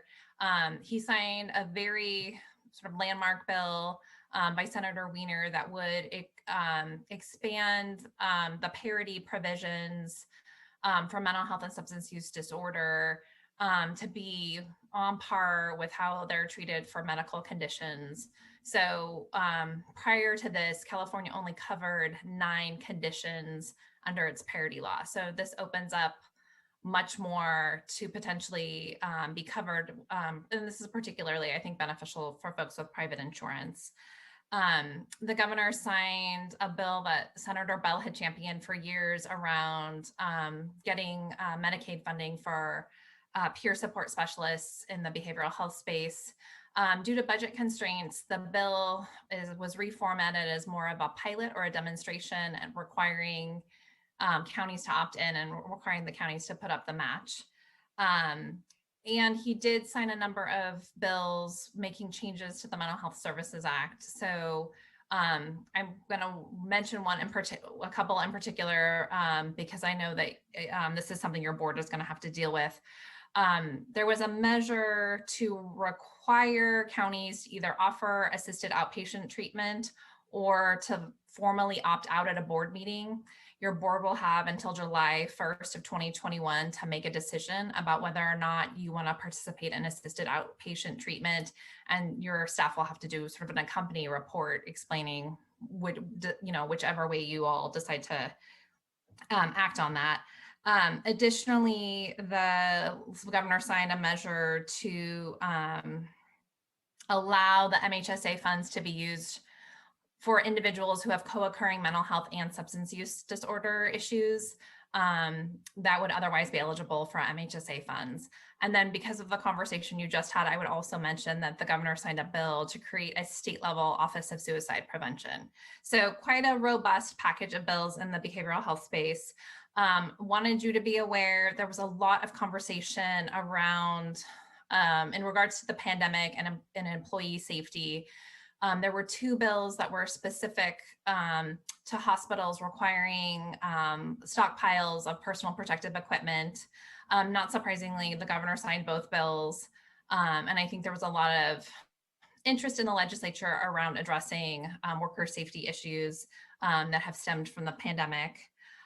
Interestingly, the governor signed 2 workforce bills that would allow nurse practitioners and nurse midwives to practice independent of physicians. The conversation in the Capitol was really fascinating because several members who've been around long enough to vote for previous iterations of the nurse practitioner bill said that the pandemic had really changed their mind about the need for rethinking some of the scope of practice issues. And obviously the governor agreed, and those bills had little problem getting out of the legislature, even though the nurse practitioner bill had been historically a really large fight for the California Medical Association. So I feel like there's a little bit of a shift in the winds around scope of practice issues this year. And I think the pandemic is in large part responsible. The governor did sign a bill that had been worked on over 2 years around community paramedicine and triage to alternate destination. So it's an opt-in, but I know different localities have been participating in pilots under the auspices of the Office of Statewide Health Planning and Development. And so there may be further conversations about that as implementation and additional counties decide to join. And then I think the other interesting thing to look at is, what did the governor veto? In the health space, I think one of the more remarkable areas is telehealth. The governor vetoed, I think, 3 of the 4 telehealth bills that reached his desk. And I think the primary impetus is the administration is still not sure, given all of the flexibilities that they have provided to the provider community during the pandemic, which have been like completely flexible, what of those they want to continue. And I think they're grappling with, telephonic versus video and thinking about different kinds of specialties. The one bill they did sign is in the behavioral health space. They are clearly very comfortable with the use of telehealth in the behavioral health space. I think they're still trying to figure it out in the physical health space. The Department of Healthcare Services is doing a sort of top to bottom assessment of the use of telehealth in the Medicaid program. And so we will know more about the administration's thinking, I think probably later this year or early in 2021, around what they're thinking in terms of how to continue telehealth. And honestly, some of those conversations, I think, for sure continue into 2021. And depending on the administration speed, it may actually spill over into 2022. The other area where the governor made vetoes, there was a sort of an omnibus pharmacy bill. And I know the county's been particularly interested in the implementation of the Medi-Cal RX program. The bill had several provisions, including some that would provide a framework for the implementation of Medi-Cal RX, as well as some consumer protections. And the governor, it's clear from the veto that the administration and the legislature have policy differences, but the administration is very protective of their initiative and they're not interested in legislative input on that. So to the extent that the legislature wants to intervene, I think they may have better luck in a budget scenario, in a budget trailer bill, than in a standalone bill at this point. So it'll be interesting to see if this sets up some future friction between the administration and the legislature. I'm happy to talk about budget and other things, but I was asked to talk about what the governor did on bills, but I will stop and let you all ask Bert and I questions. Thank you very much, Ms. Brooks. Let me turn to my colleague, Supervisor Ellenberg, and see if she has comments or questions for either of our 2 advocates. And then I have just one observation to share with my colleague, with Ms. Brooks and Mr. Margolin on the line. I have no comments or questions for either. I appreciate the updates. Thank you. Thank you. Mr. Margolin, thanks very much. A lot of unknowns in the federal arena, and I couldn't help but think when you started your remarks by saying that COVID relief efforts were not completely dead, that was a somewhat dispiriting effort, a measure of optimism. And Supervisor Ellenberg, a subject you and I have not had any occasion to ever talk about, but that Ms. Brooks hinted at, and I just wanted to sort of mention, is the subject of scope of practice.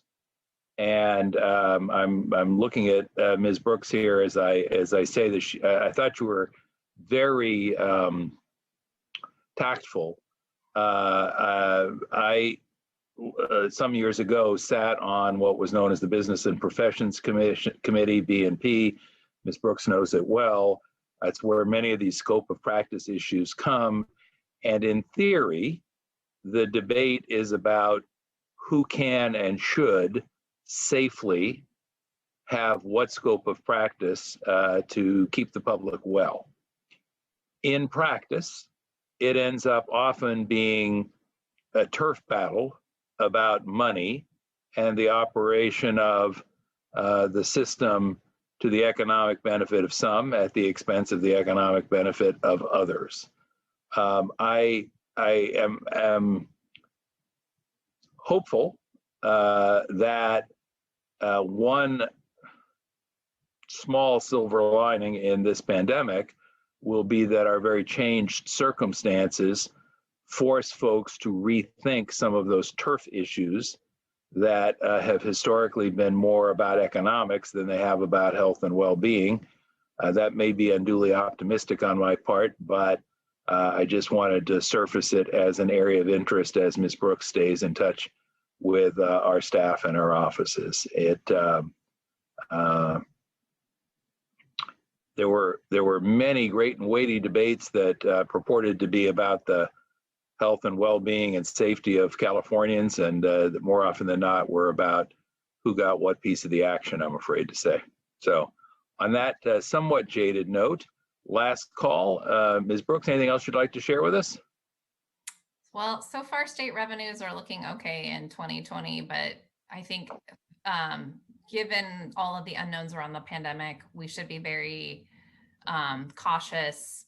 You know, another lockdown or, you know, unforeseen events could change the economic outlook pretty quickly, as we have learned this year. Thank you very much. Mr. Margolin, anything else? Nothing further on my end. Thank you.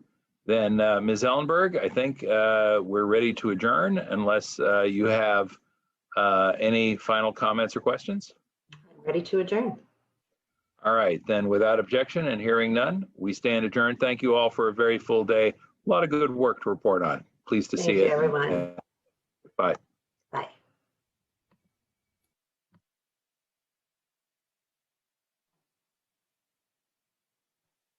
The meeting has officially concluded.